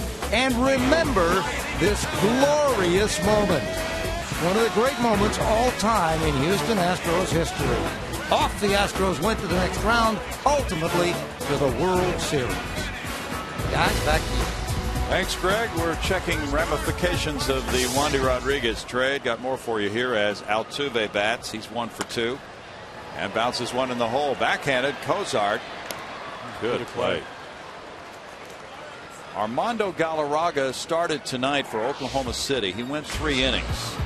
The Astros trading Wandy Rodriguez for Rudy Owens, Robbie Grossman, and Colton Kane. So Wandy leaves with 80 wins, 84 losses for the Astros. Galarraga out of the game now after 3 innings of 1-hit scoreless baseball for Oklahoma City at home against Iowa, throwing 66 pitches. Perhaps he is headed for Houston. That's not anything we've been told.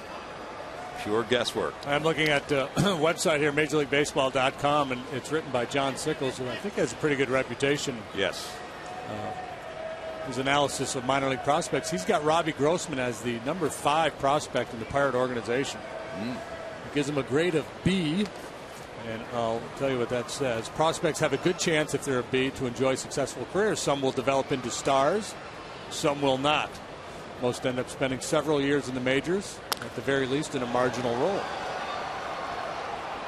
So he ranks right there with Marte, according to Sickles, among Pirate prospects. Very interesting. So Grossman, Robbie, hoping to get his major league debut after playing at Cy-Fair High School in Houston. He had committed to, or he was planning on going to UT, and then decided to sign a professional contract. Marwin Gonzalez shoots one to right center, takes a big turn, but there's the excellent play by Drew Stubbs to hold him to a long single. Grossman, 22 years old, has a chance to work up through the Astros system. I suspect a lot of happy family members here in the Houston area. Yeah. With the news of this trade. Bet. Big turn. That's hit number 5 for the Astros. Reds have 6. It's Scott Moore now. He grounded out in the first. He flied out to right in the fourth. Colton Kane is 21 years old, left-handed pitcher. He's pitching at Bradenton in the Florida State League. He's 3-5 with a 4.20 ERA. And he's from Waxahachie High School in Texas. Sickles has the Owens kid as the 16th prospect in the Pirate organization. Kane among a list of others. Okay. So 2 from the top 20. It's pretty good. Runner going. There's a line drive. It's slicing and foul ball. Well, that could have been great for the Astros' cause if it had been fair, because Gonzalez was moving on the pitch. 1-1 to Scott Moore.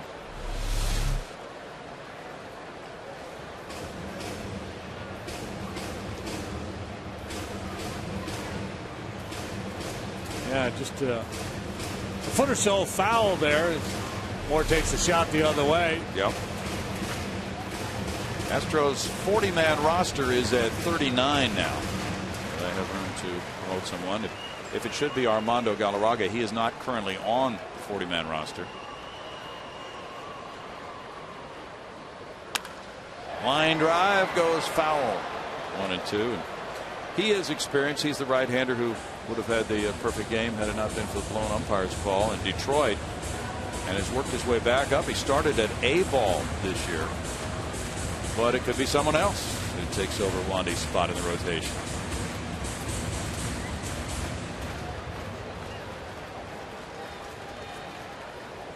Wandy pitching last night, so he would be due for the Saturday night start. So that means the Astros have to come up with somebody to start for them Saturday.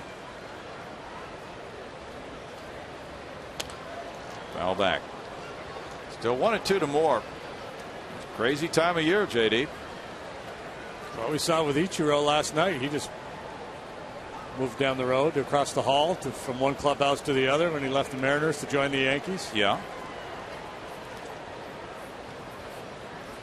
Carlos Lee traded to Miami, and that started the chain that has found Wandy now being the latest Astro to be dealt. And in every case, the Astros are getting multiple prospects in return. 2 balls, 2 strikes.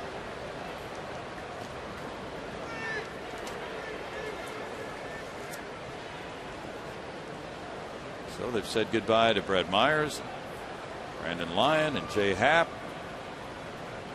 Oh, it's been a dizzying array of trades here. Strikeout for Leake. That's number 4 for him. Happ, Lyon, David Carpenter in that deal was at AAA Oklahoma City. Myers and Wandy all leaving the scene after the earlier deal sent Carlos Lee to Miami. But Jeff Luhnow, boy, he's picked different trading partners too, hasn't he, with all those deals? Yeah, his philosophy is pretty simple. He's, we're not going to hold out to the last possible minute.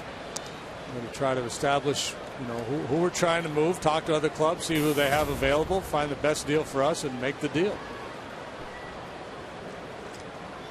Very decisive, very well researched to have scouted all these prospects and identified and asked for those individual people. Little tap backhanded by Leake. He gets Johnson to end the 6th inning with a score 2-1 Houston.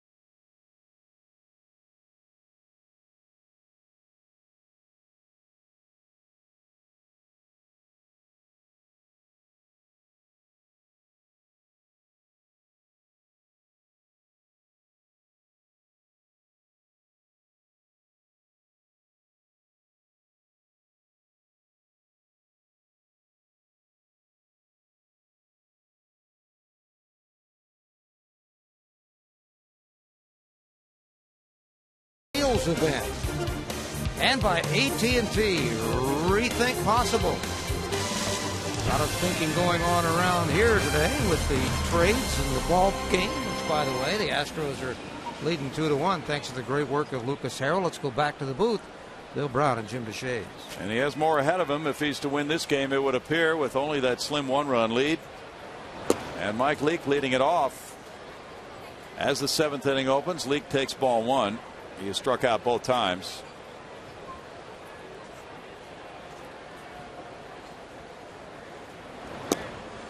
Harrell misses there and falls behind him. 2 balls, no strikes.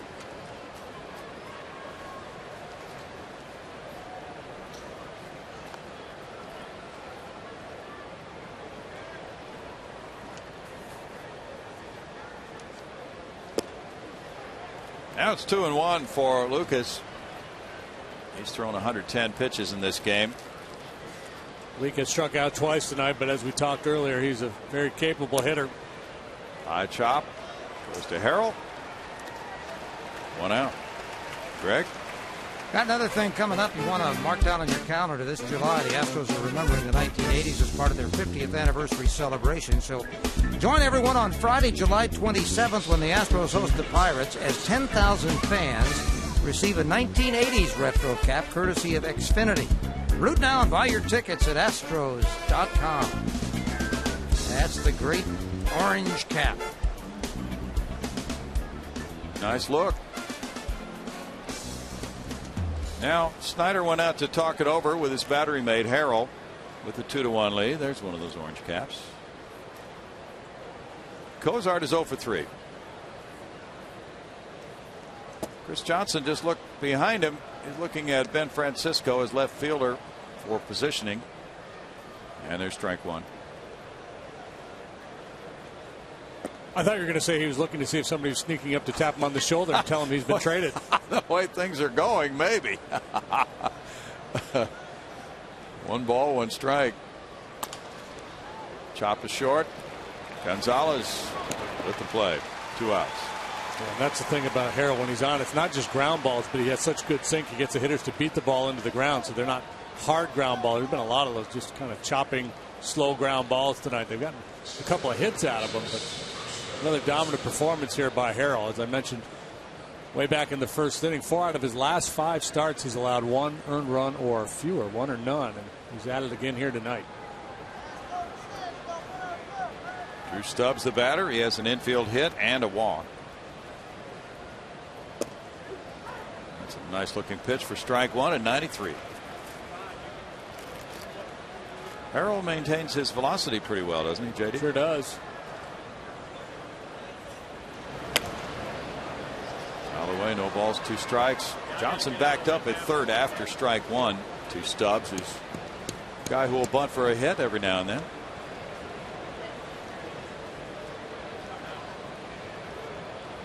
Reds have won 5 in a row. They're 9-2 since the All-Star break.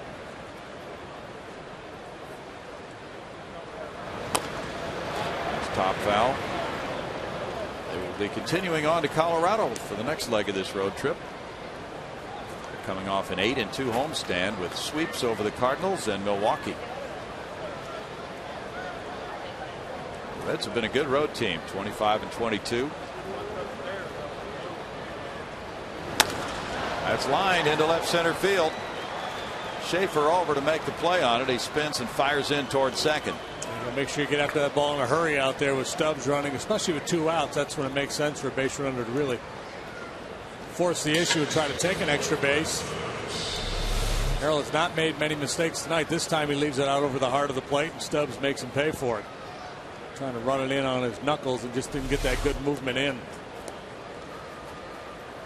Brandon Phillips has been trouble for Harrell tonight. An infield hit, a walk, and a double. Now we have warm-up action. Fernando Rodriguez and Wesley Wright.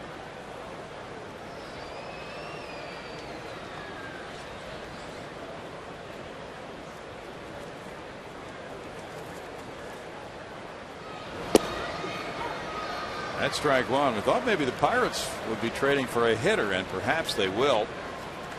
But there also were questions about some of the pitchers in their starting rotation. not having been strong second half finishers. So perhaps Wandy will address that for the Buccos.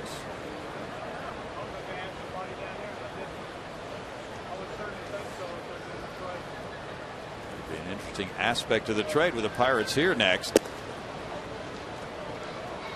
1 ball, 1 strike.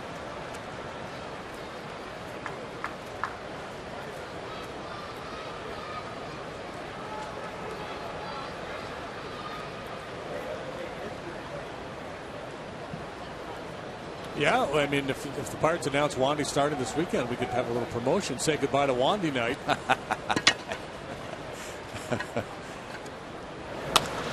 Fly ball center field, chasing Schaefer back a few steps for the 3rd out. No runs, a hit.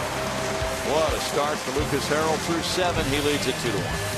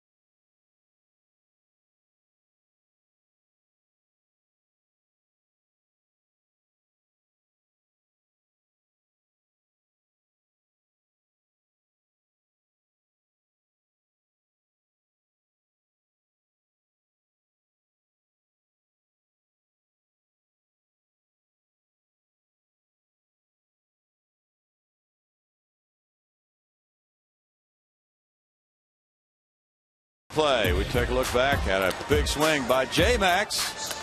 Hit that breaking ball into the Landry's Crawford boxes. Here you get a look at it coming right into your living room. Adopting the philosophy, who hesitates is lost. Jumping on that first pitch, 3rd first pitch home run he's hit this year. Ooh, good stat, JD. And now he does not go for the first pitch, and it's ball 1. Earlier he tapped back to the pitcher. J-Max 1 for 2. 2 balls, no strikes.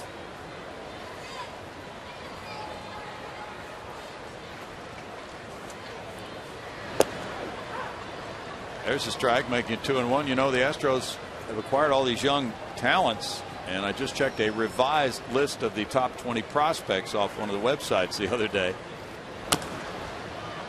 That's tap foul, and they had Matt Dominguez, the 3rd baseman who came in the Carlos Lee trade, who's at AAA Oklahoma City right now, was briefly with the Astros. He's now the number 4 prospect in the Astros organization. Lucas Harrell's having fun down there.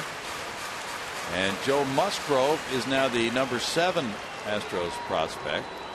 Came in the Toronto deal. Asher Wojciechowski is number 11. He came in the Toronto deal. Rob Rasmussen, number 13. He came from the Marlins. And Carlos Perez, number 15. So that's 4 of the top 15 recently obtained.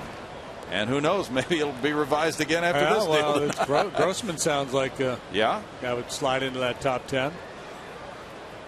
2-2 to J-Max. Yeah, that was an animated Lucas Harrell on the bench with Doug Brocail. He's really fun to watch. Backhanded, Scott Rowland drops it. And J-Max reaches. Rowland was getting ready for a quick long throw. Interesting decision here for the official scorer, because it would have been very difficult with Maxwell hustling down the line to throw him out. You see Rowland first starting in, then backing up, and ultimately can't get the handle on it.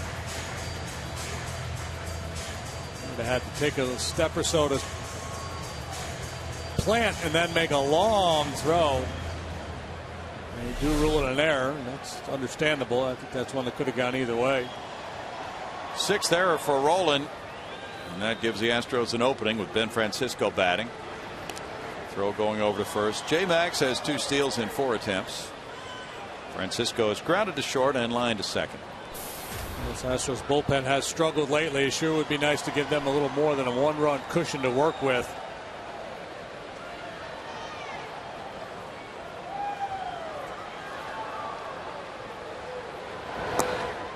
Francisco takes it. It's ball 1. J.D. Martinez could be returning to left field as early as tomorrow night. Dave Clark just flashing signs to the newcomer, Francisco.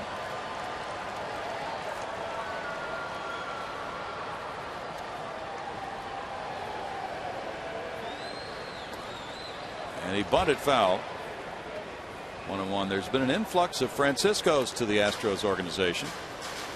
Francisco Cordero and Ben Francisco coming from the Blue Jays. And radio broadcaster Francisco Romero has been here for years. He's doing the Spanish language broadcast for the Astros on radio. That's looped over shortstop out into center for a hit. Francisco aboard, and it's first and second, nobody out as Maxwell advances on the single. Well, Mike Leake's head, he's thinking, I've given up a ground ball to third and a little flare to center, and I've got nobody out and 2 on.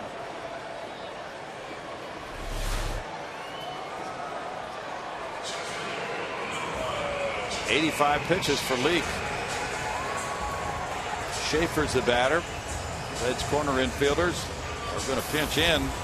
Schaefer is grounded to second and struck out. Snyder on deck. Could be a sacrifice bunt situation here. Yeah, I'm thinking absolutely with Snyder on deck and then a pinch hitter for Harrell. If Harrell were, if we're at the stage of the game where Harrell was going to stay in, you might not bunt here, but they're going to hit for Harrell. Schaefer has 6 sacrifice bunts to lead the club. Fouls it back, strike 1. Like he set the bat angle and then tried to draw it back to push that ball towards third base and ultimately fouled it straight back. Obviously, third base is where you want to go with this. Frazier coming hard from first base. You want Roland to abandon ship there to allow Maxwell to get into third base easily. This is a tough bunt, though, because Leake is such a good athlete. Really gets off that mound well. Bunted foul again. And now it's 0-2. Washington beat the Mets 5-2. Gio Gonzalez goes to 13-5 with a win, beating R.A. Dickey. He's 13-2. Tyler Clippard picks up save number 17. Adam LaRoche hit his 17th, and Jordani Valdespin number 7 for the Mets. So the Mets dropped to 10.5 games behind front-running Washington. And Atlanta stays 4.5 back by beating Miami. Strikeout. Boy, that's a tough one for Schaefer. Didn't get a bunt down, and then he struck out. So the runners stay at first and second, 1 down.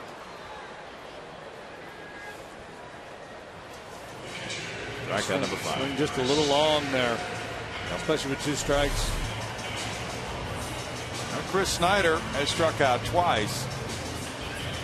J.D. Martinez is going to come out to the on-deck circle.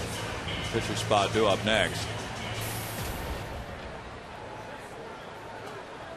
That Washington club looking like a playoff team as of this point anyway. Really playing well.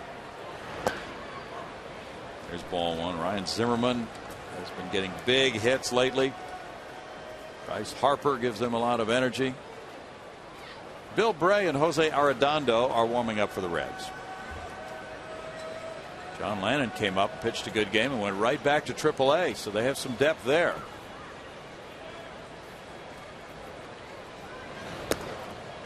Snyder looks at ball 2.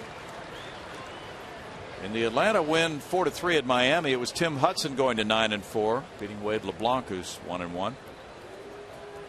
Greg Kimbrell got his 29th save. Jose Reyes home run number 6 for the Marlins. Marlins doing a quick fade. They're now 12.5 back. And they're now 8 games under 500. Well, they had such high hopes, and now they may break up the club. They've been known for that over the years. Win a World Series, break up the team. 5 years later, win a World Series, break up the team. That kind of thing.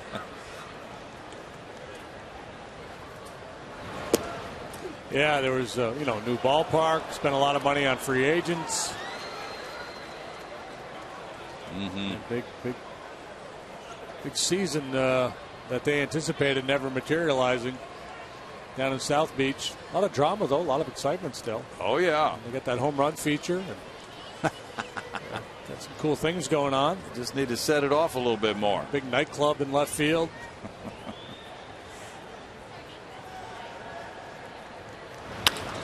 Ground ball, and here is the throw by Cozart just in time to get one. Only had a little juggle there, so Cozart got it to Phillips, but no double play with Maxwell taking third and Snyder reaching at first.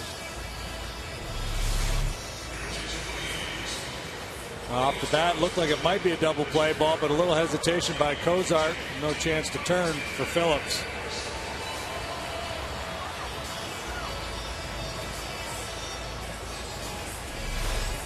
Cozart has the second highest fielding percentage among shortstops in the National League. Red's very pleased with the way he's played with the glove. Pretty strong up the middle defensively. Consider Stubbs out there in center, and then he and Phillips in the middle of the diamond. Phillips has only made 2 errors all year. Catching situation pretty solid too with Mesoraco and Hannigan. J.D. Martinez, the pinch hitter, is 2 for 4 against Mike Leake. 241, 11 homers, 50 runs batted in for J.D. And he has sat out the last few games with the troublesome right shoulder, but should be okay to play again soon. Came up with a pinch hit last night. So he sat out as far as playing the outfield, at least. Here's ball one. He smacked into the outfield wall going for a ball in Arizona. And that was well, there was a lot of outfielders running into walls in Arizona when Diamondbacks were swinging it. That's true. Not a good swing there. 1 ball, 1 strike. So he missed the Sunday game and pinch hit last night. And really fooled on that one. He's the club leader in runs batted in with 50, and the Astros with 2 outs are hoping he could deliver a big knock here, up by 1. Leake missing in. That takes it to a 2-ball, 1-strike count. Cardinals lead the Dodgers 3-2. They're in the bottom of the 6th in St. Louis. That's Clayton Kershaw and Adam Wainwright pitching tonight. A lot of good pitching matchups around the big leagues today. Cardinals 6 behind the Reds. Bouncer back to Leake. He keeps it there close and throws him out. And it's no runs, 1 hit, 1 error, 2 left. Moving to the 8th, 2-1. Houston.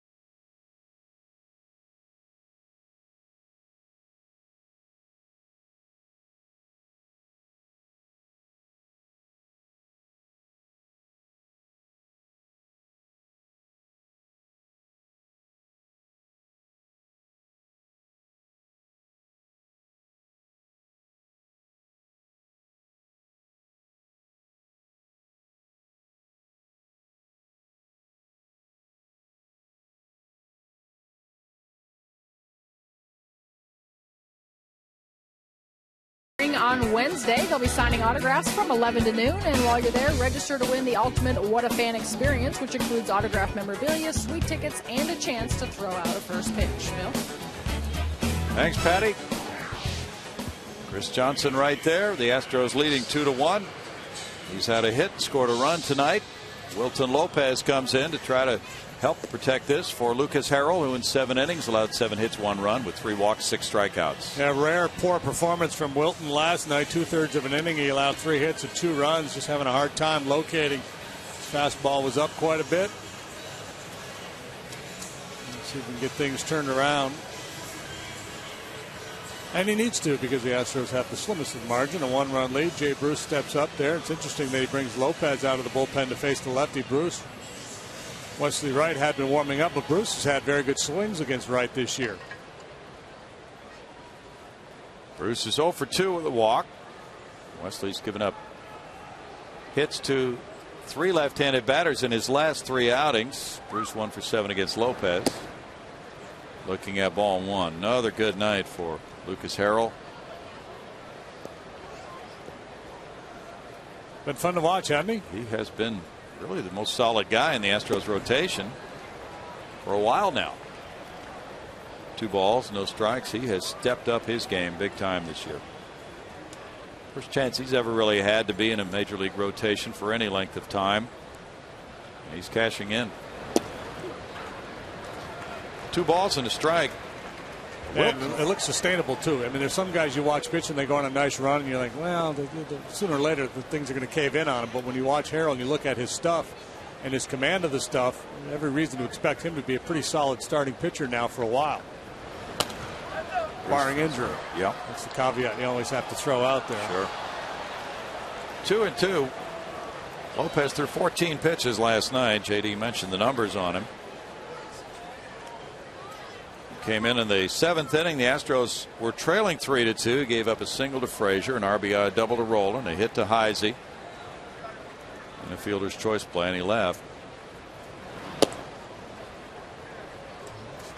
To me, like he's just drifting a little bit, flying open, falling to the first base side. It's causing those pitches to flatten out a little bit. Phillies came roaring from behind tonight to beat the Brewers 7-6. 6 runs in the bottom of the 8th for the Phils. More heroics for the Fightins. A dandy from Zach Greinke. Leadoff walk to Bruce. He's aboard for Roland, who's 0 for 3. Bruce is 6 for 6 in stolen bases this year. The Phillies are showing some signs of life. Schwimmer got the win for them. Cameron Lowe, the loser. Papelbon saved number 22. Greinke hit a home run, his first. Ooh. Braun and Ramirez and Gomez all going deep for Milwaukee. That's roped into left field by Roland. Francisco over to get in front of it, and Bruce stops at second. This is not what Brad Mills had in mind when he brought Wilton out of the pen.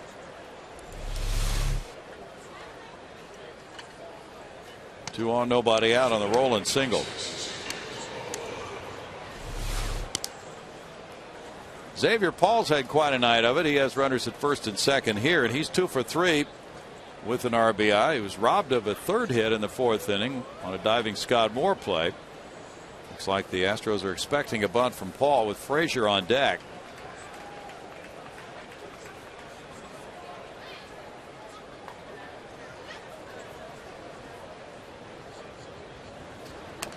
He bunts back to the pitcher. Lopez will go to third. Gets a force out there. Accurate throw to force Jay Bruce. He threw a strike to Chris Johnson for out number 1.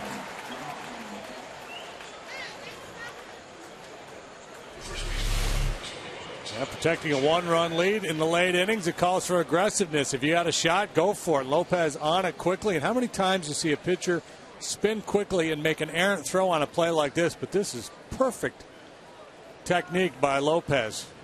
Got all the way turned around, had those shoulders squared up, and threw a strike to third base. Yeah, that's a big time play. Looked like he might not be able to make that one, because we have seen that thrown errantly many times. Frazier is 1 for 3. That's strike 1. Now get your double play. Cliff Lee for the Phillies tonight allowed 12 hits and 6 runs in 7 innings of work, and his tough year continues. ERA now at 3.95. For the longest time, Lee was pitching very well, just didn't have any run support and had a hard time winning, but now he's had some rough starts as well as the bad luck. Logan Andrusek is warming up for Cincinnati. Oakland won at Toronto to continue an outstanding month of July. 7-2 A's. They got 5 in the 5th. Beating Brett Cecil. 1-2. JP Arancibia hit his 16th home run. There's Andrusek warming up. Tampa Bay 3, Baltimore 1. A final in from Baltimore. Jeremy Hellickson winning his 5th, beating Wei Yin Chen, who was 8-6. Fernando Rodney got his 28th save. Frazier strikes out. Down goes Frazier. Lopez abused him too. There's that good run from Wilton.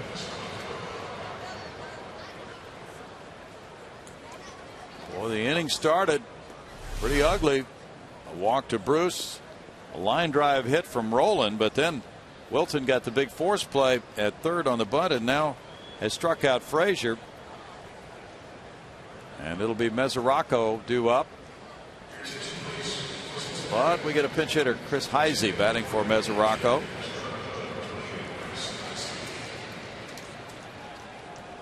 Lopez and Chris have conferred on him. Chris Heisey 4 for 9 with 2 runs batted in. As a pinch hitter this season, he was in the starting lineup last night, had 2 hits, drove in a run. As he started against Wandy Rodriguez, and he is 2 for 3 with a walk against Wilton Lopez. It's that one foul, strike 1. It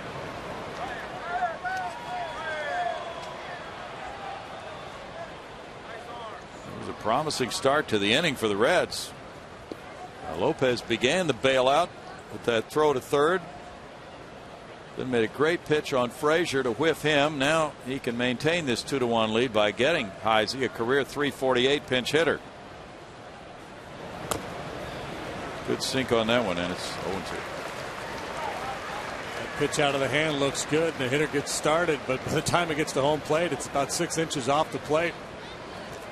And there's nothing they can do with it. Ran right in under his hands, and he fouled it off his leg. Ryan Hannigan is preparing to pinch hit for the pitcher Leake if Lopez does not retire Heisey.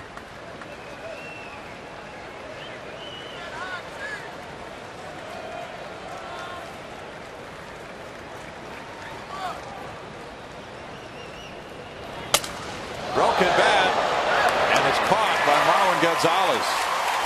So the 8th inning starts well for the Reds, but they're now 1 for 10 with runners in scoring position, and it's 2-1 Astros.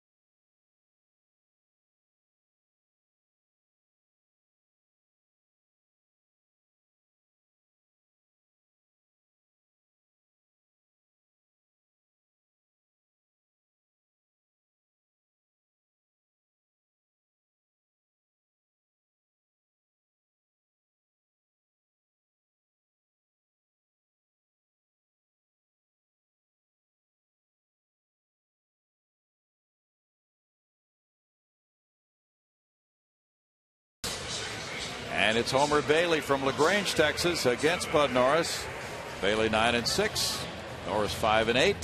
That's the matchup tomorrow night, 6:30 on FS Houston. For Astros Live and game time 7:05. It's Ryan Hannigan going in to do the catching now. Mesoraco having left for the pinch hitter Heisey. And Mike Leake, who could be a complete game loser, works the bottom of the 8th inning. He'll of course be coming out for a pinch hitter if he does finish the 8th inning. Altuve is 1 for 3. He led off the Astros first with a single to right, then he bounced out twice to shortstop. Scott Rowland's in tight at third. Leake delivering ball 1. Leake still has not reached the 100 pitch mark yet. That's 97. Francisco Cordero warms in the Astros pen. He'll be looking for his first save in an Astros uniform. The top of the 9th. Right field line. Foul. Unless the Astros score a bunch of runs and eliminate the opportunity for a save.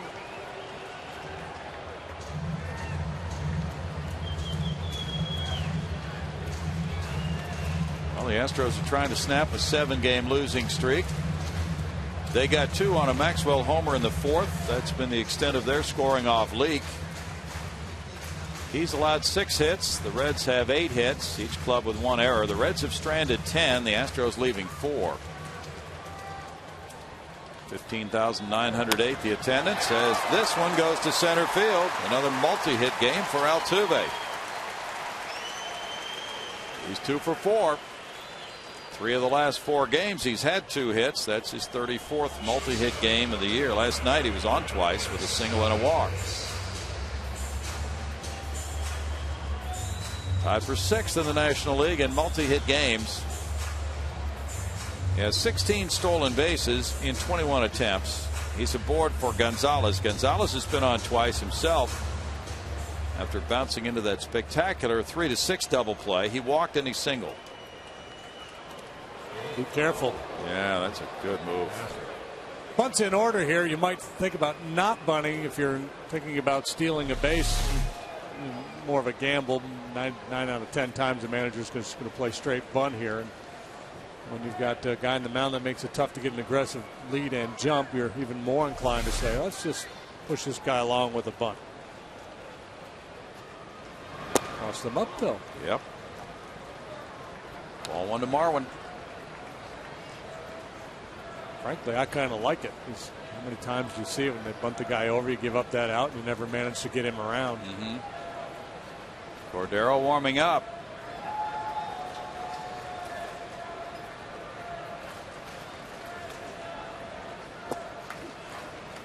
It's 2 balls, no strikes. Or 1-1 rather. Boston and Texas are tied 1-1. They're in the bottom of the 7th in Arlington. Clay Buchholz on the mound for the Red Sox. Bobby V back in town as the visiting skipper. Minnesota 4, White Sox 4, bottom of the 7th in Chicago. Josh Willingham has 2 homers, has 25 for the year. Adam Dunn hit his 30th. Canerco 16.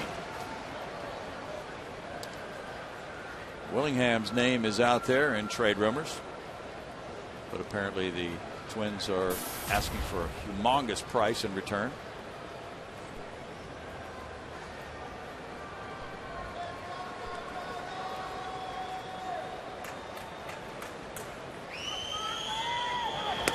Another throw over. Altuve flopping back in.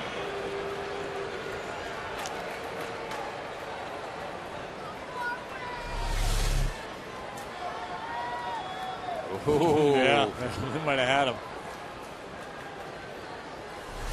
See his move tonight. We'll see Bud Norris tomorrow night. Bud also very quick with his pickoff move. Two of the better right-handed moves in the league, and now Altuve just a couple steps off the bag this time. Bud will be trying to beat the Reds for the first time in his career. He's 0-2 against them with a 7.23 earned run average. Homer Bailey has really been throwing the ball well for Cincinnati.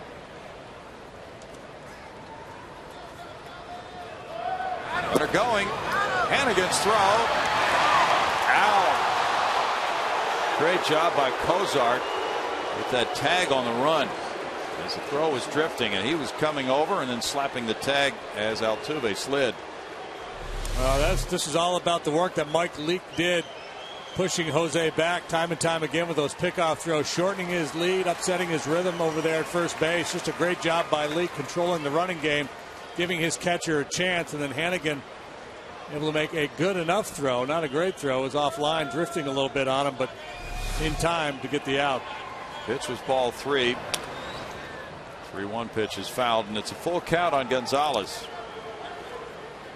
So the Astros not having good fortunes at all trying to run against the Reds. They're 3 for 9 in attempting to steal against Cincinnati this year.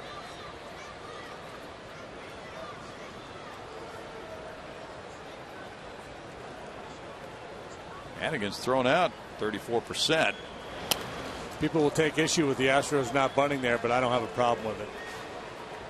I'm not saying the bunt's the wrong play, but I just so many times over the years you see that sacrifice move the guy up because that's what the book says to do, and you don't see that run come home. 3-2. Leake is at 105 pitches now.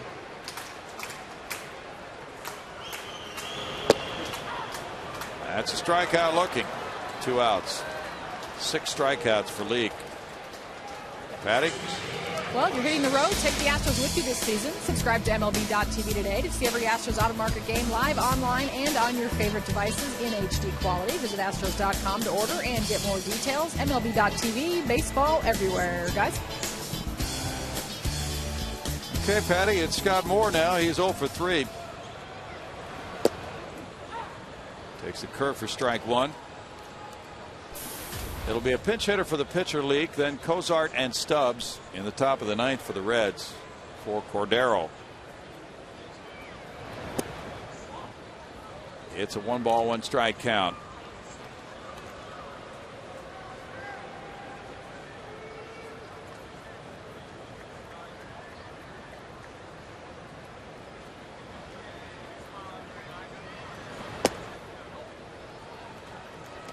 Two balls and a strike. So you think the trading is over for the Astros? Do you expect any more deals, JD? I wouldn't be surprised by any more deals. But I mean,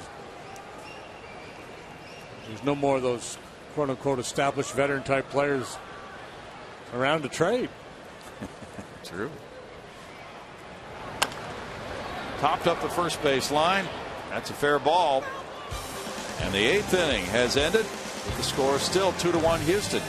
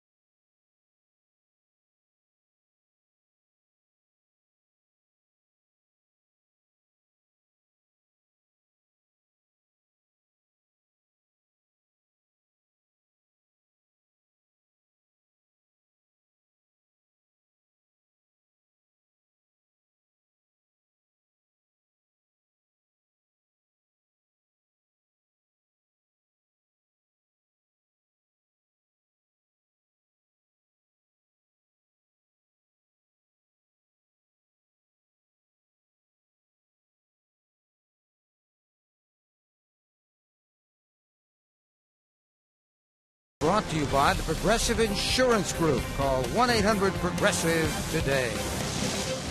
Well, the Astros are going to see Francisco Cordero going for his 330th career save in his first appearance in a save opportunity. Bill Brown and Jim Deshaies will be calling the action and see if he does it, guys. He is an experienced hand with 2 saves and 5 opportunities this season. He was more of a setup man for Toronto, JD.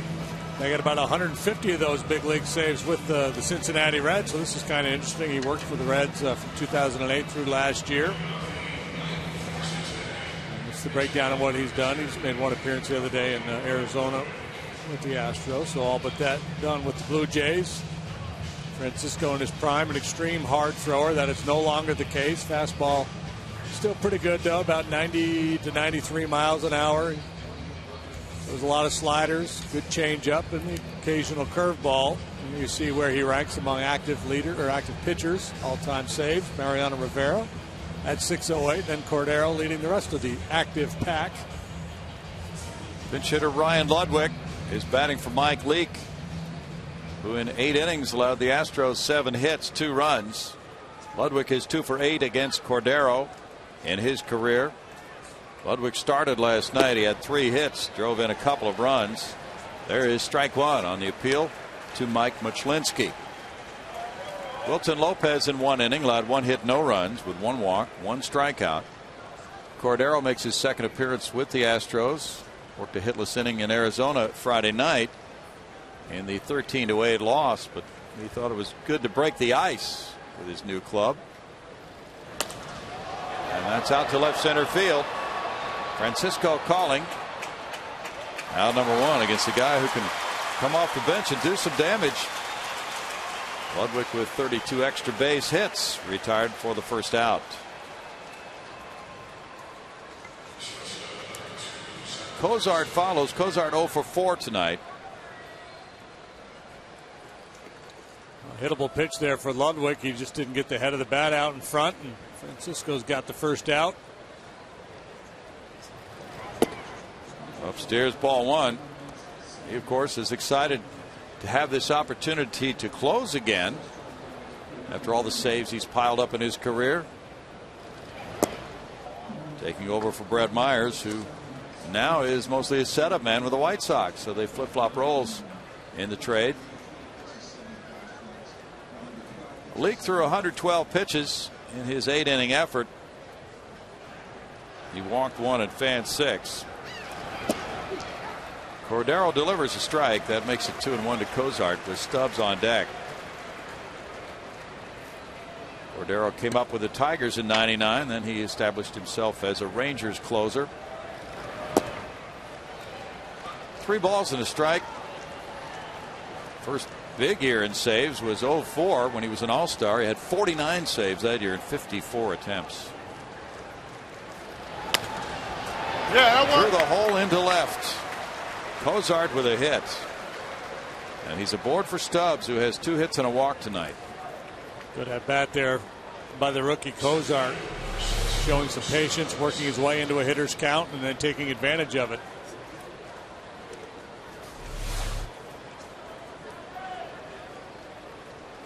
Cozart alongside the coach, Billy Hatcher, will take his lead with Stubbs, the batter, and Phillips on deck. When Cordero joined Cincinnati in 08, he became an All-Star for the 2nd time in his career, and then repeated that in 09 with the Reds. There's ball 1. Cordero used to give the Astros fits. He was 24 for 24 in save opportunities against Houston for his career.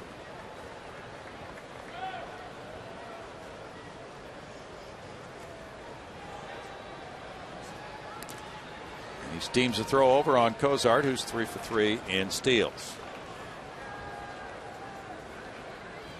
Stay tuned for Astros Live following the game. And we'll have some comments that Jeff Luhnow will be making in his press conference after the big trade. It's 2-0 now to Stubbs.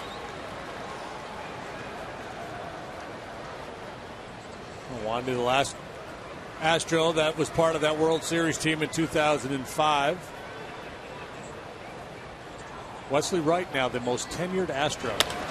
Fly ball left field, headed for the corner. It's high enough, and it reaches the seats for a go-ahead 2-run homer by Drew Stubbs. And the Reds lead at 3-2 as Stubbs hits his 10th, giving him 26 runs batted in with his 3rd hit of the night. I think that may also help to explain why Brad Mills wasn't bunting with Marwin Gonzalez. I think he was thinking big inning there to try to provide a little extra cushion. Again, Cordero has not been in this role this year. His stuff not what it used to be, so trying to give him a little working room as he works in his first save opportunity for his new club. He didn't get it. Stubbs certainly did.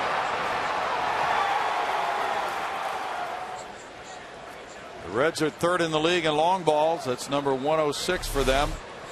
It's going to get the Cuban Missile up in the Reds bullpen, I'm sure. Aroldis Chapman. Phillips takes a look at it. It's strike 1 to Brandon. He has a double and a single. Also a walk tonight. Phillips 1 for 8 against Cordero with 5 punch outs. Now the Astros know they'll bat in the bottom of the 9th with Johnson, Maxwell, and Francisco due up. Foul ball makes it no balls, 2 strikes. That's a tough one for Lucas Harrell, whose 8th win was right there. Had the game been closed out, doesn't take away from his outstanding effort, but he just does not get a W tonight.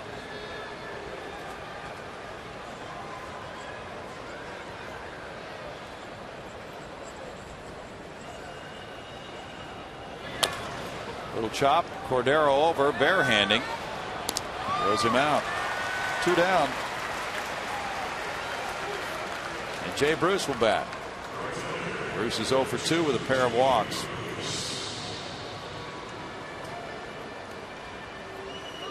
Boy, the Astros are into some kind of a tough stretch of baseball. 7 straight losses.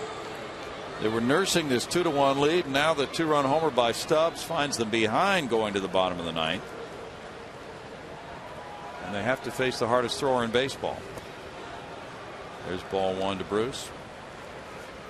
Aroldis Chapman has struck out 27 for his last 34 outs. It's absurd. It is crazy. That's a strike, and it's 1-1.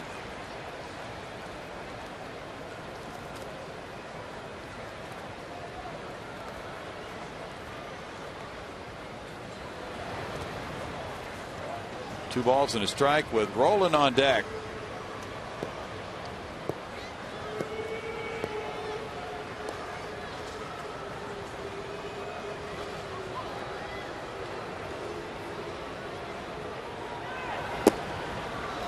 It's 2-2. The White Sox can gain a game on the Tigers. Detroit lost. There's Aroldis Chapman warming up. And the White Sox just got 4 in the bottom of the 7th inning at home to take a 6-4 lead over Minnesota.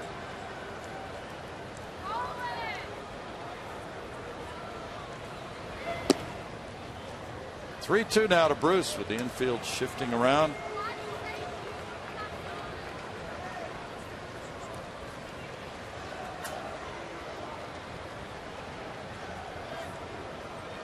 Colorado and Arizona scoreless after 3 in the desert. Joe Saunders going for Arizona. Bruce takes a walk, his 3rd in a row. He had 36 walks all season coming into this game. Scott Rolen with a single to left in the 8th inning is 1 for 4.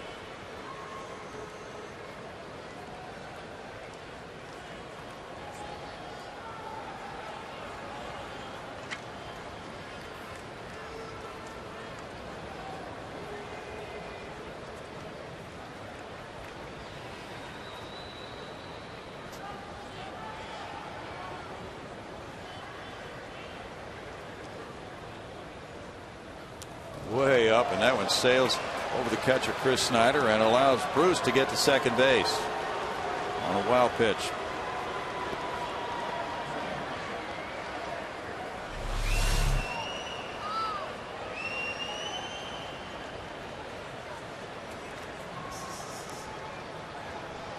That scattered the folks behind the screen. It's Boston 1, Texas 1. They go to the bottom of the 8th in Arlington.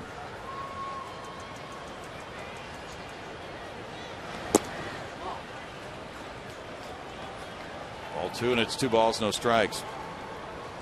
Xavier Paul's on deck.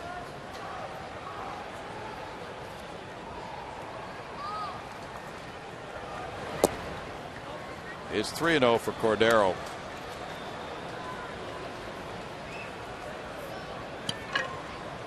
If the White Sox can knock off the Twins, they will slice a game off that Detroit lead, move into a share of the lead, in fact, in the AL Central.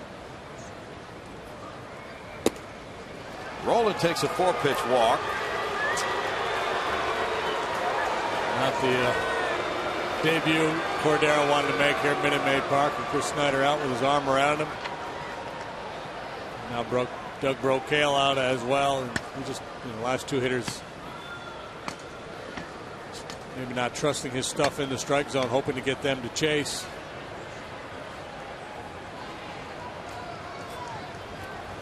Two men on, and it's Paul who has a pair of hits and an RBI. The Astros down by 1, really essential for Cordero to get out of this inning with no more runs crossing, because scoring against Chapman is a very difficult assignment. Johnson, Maxwell, and Francisco will be coming up against him in the bottom of the 9th inning.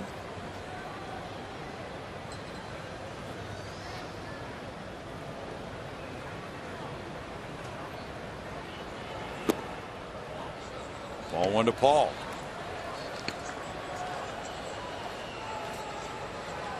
Kansas City has a 4-1 lead at Anaheim over the Angels.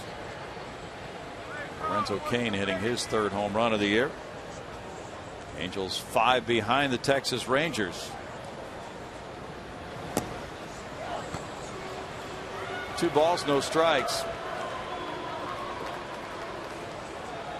Yankees in Seattle are tied 1-1 with Ichiro in that Yankee lineup facing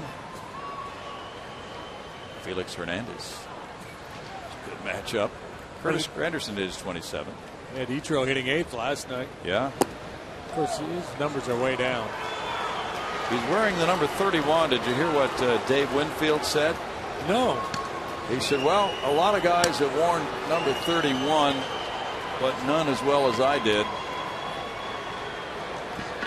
There's Fernando Rodriguez. Now Chris Johnson calling time coming in. Ichiro chose not to take the 51 worn by Bernie Williams, out of tribute to Bernie. You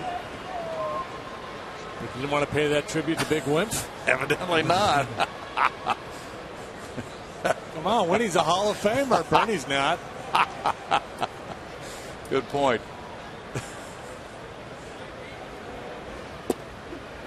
It's Bernie, the Yankee through and through, and when he traveled about. Yeah. 3-1. Giants got 2 in the first, but San Diego has tied it with 2 in the top of the 2nd inning. 2-2 at San Francisco against Madison Bumgarner. Yeah, another good matchup. Volquez going for the Padres tonight. Coming off his first ever shutout as a major leaguer. He did that against the Astros. Runners at first and second will be going. That was the Herald game, right? Yeah. 3-2, 2 outs. 28 pitches now for Cordero tonight.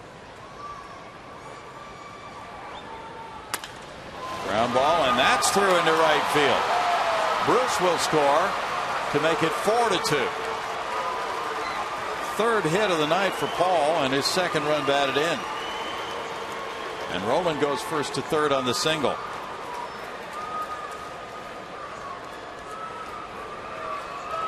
And that'll be it for Cordero. When Cordero came in with a 2-1 lead, he got the first man, pinch hitter Ludwig, then a single by Cozart, 2-run homer by Stubbs, a ground out, back-to-back walks, and an RBI single. It's 4-2 Cincinnati. Back in a moment.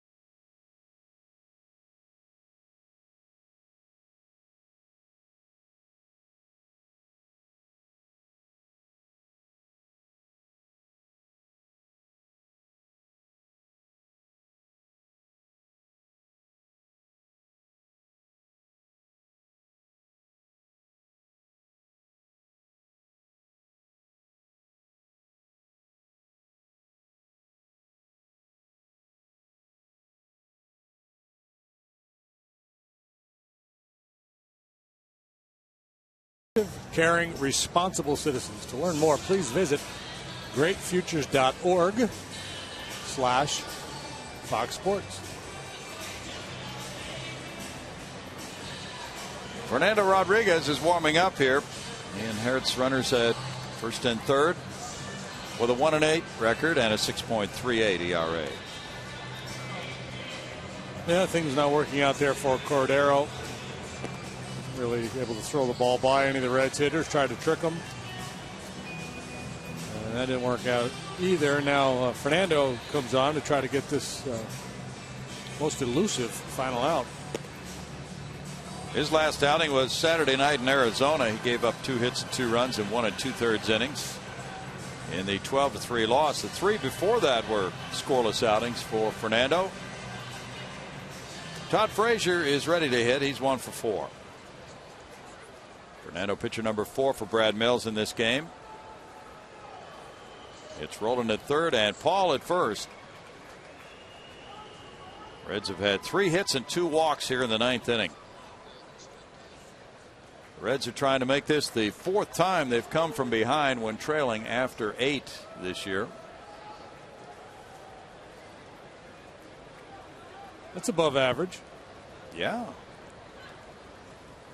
Even though this is not their best offensive club in recent years, they've done some clutch work in the 9th inning a few times. Foul back, there's strike 1. Brian McTaggart talked with Wandy Rodriguez, and he writes about it at Astros.com. And he quotes Wandy as saying, "I feel like I could cry. It's a hard situation. We've been together for years in spring training and through the season, and when I said goodbye to my teammates, it was very emotional."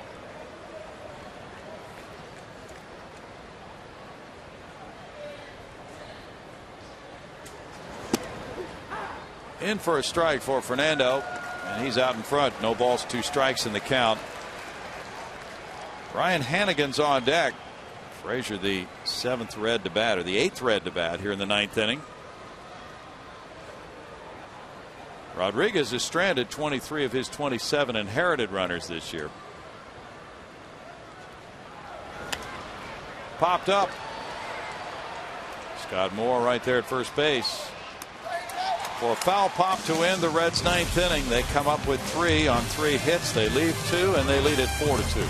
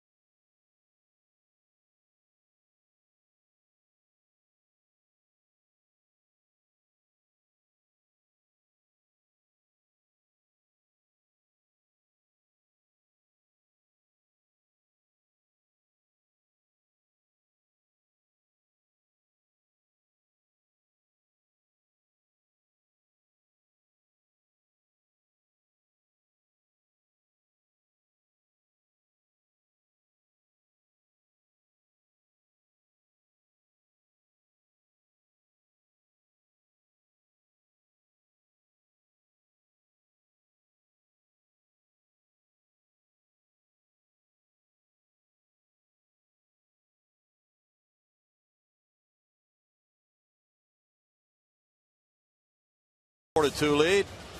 He has pitched 3 times against the Astros, has pitched scoreless ball in each of those 3 assignments. He closed out a 6-0 win. He got saves in the other 2 games. He is 4-4. He's 17 of 21 in saves this year. Yeah, he just has been most impressive. I mean, the save to save opportunity ratio isn't all that impressive, but all the other numbers blow you away. He struck out better than 49% of the batters he has faced. That's just crazy little league stuff. One earned run allowed to a National League team all season. A 0 ERA this month in 10 games for Aroldis Chapman. How'd he blow those 4 saves? I don't know. Must have been wild, Must have been all in interleague play. Yeah. Well, it'll be Chris Johnson leading it off. He singled and rode home on the 2-run Justin Maxwell homer in the 4th. He's 1 for 3. In the last 11 appearances for Chapman, 10 1/3 innings, 2 hits, 3 walks, 25 strikeouts. Dominant stuff from the Cuban lefty. He delivers strike 1 at 98. Mike Leake now in line for win number 4 of the season. How about that?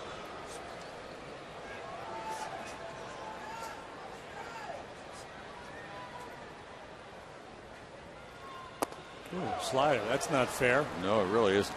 0-2.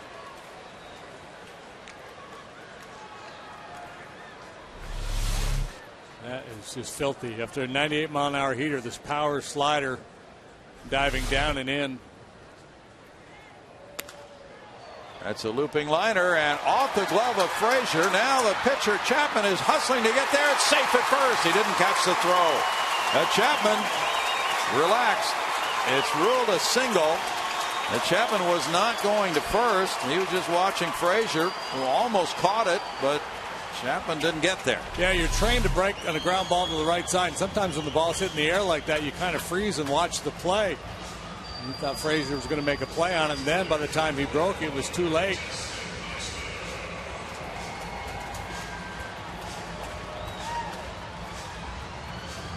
The Astros have life. Good hustle by CJ. Chapman didn't hang on anyway. 2 hits for Chris Johnson. Somewhat surprisingly, Chapman does not have, at least according to Fangraphs, the highest average velocity in baseball. That kid Herrera that we saw from the Royals. Oh, really? 98.7. Cashner 98.6. And they've got Chapman, his average fastball velocity at 97.4. Strike to Justin Maxwell, who tried to check his swing. He ripped the 2-run homer in the 4th inning off Leake. He's 1 for 3.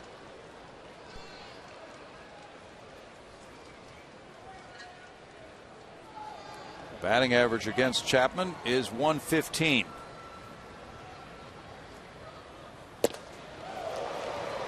No balls, 2 strikes.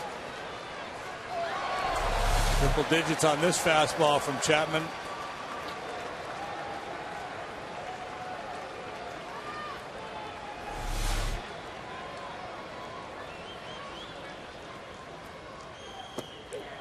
It's 1-2. Whoa. A late call by Gary Cederstrom on strike 3. Took his time ringing that up. Out number 1. This one at 102 miles an hour, and it's a little bit off the plate, down and in. Cederstrom rings him up. Nice job of framing the pitch there by Hannigan.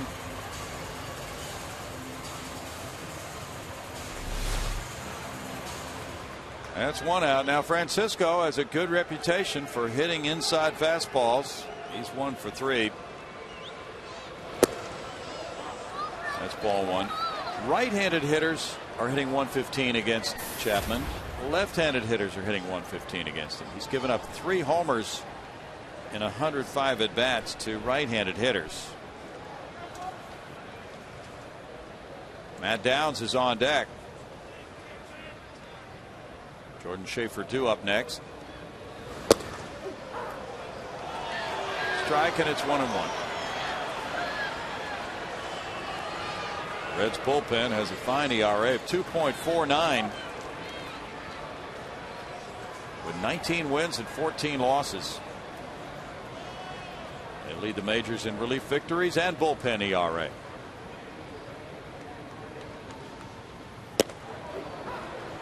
Chapman gets a call there, and it's 1-2.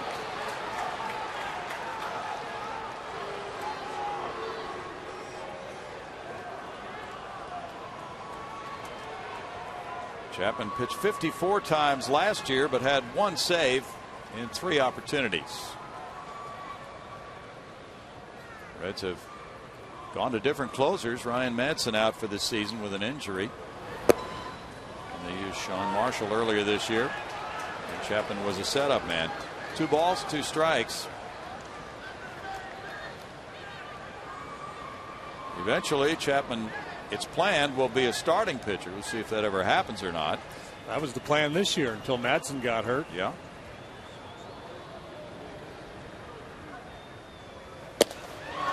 Strikeout, 2 outs. Yeah. Well, it's fun to watch a guy come in and try to close out a game throwing 100 miles an hour. Everybody in Cincinnati gets jacked up with every time he reaches triple digits. But in reality, this is the job a lot of guys could do, to come in and get 3 outs with a 2-run lead. So to a certain extent, this stuff is wasted a little bit. If he can sustain anywhere near this velocity over the course of a 7-inning outing, and if the secondary pitchers are good enough, you'd rather have him pitching 200 innings in a season or thereabouts, as opposed to the it's going to give him out of the pen this year. He's got 45 now, so 65 innings maybe. 203 for pinch hitter Matt Downs. 7 homers, 13 runs batted in. He's pinch hitting for Schaefer. Matt started 4 games in a row on the road trip, and he was a pinch hitter last night. 0 for 1. Yeah, the baby Downsy. Well, let's get it ready and let it fly. Had a big year pinch hitting last year.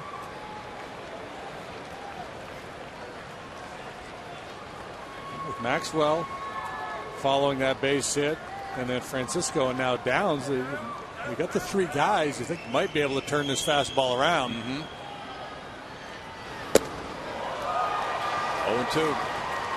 at 100 miles per hour. Downs last year had 3 pinch homers, 15 runs batted in, and pinch hitting assignments. Now no balls, 2 strikes with Chris Snyder on deck.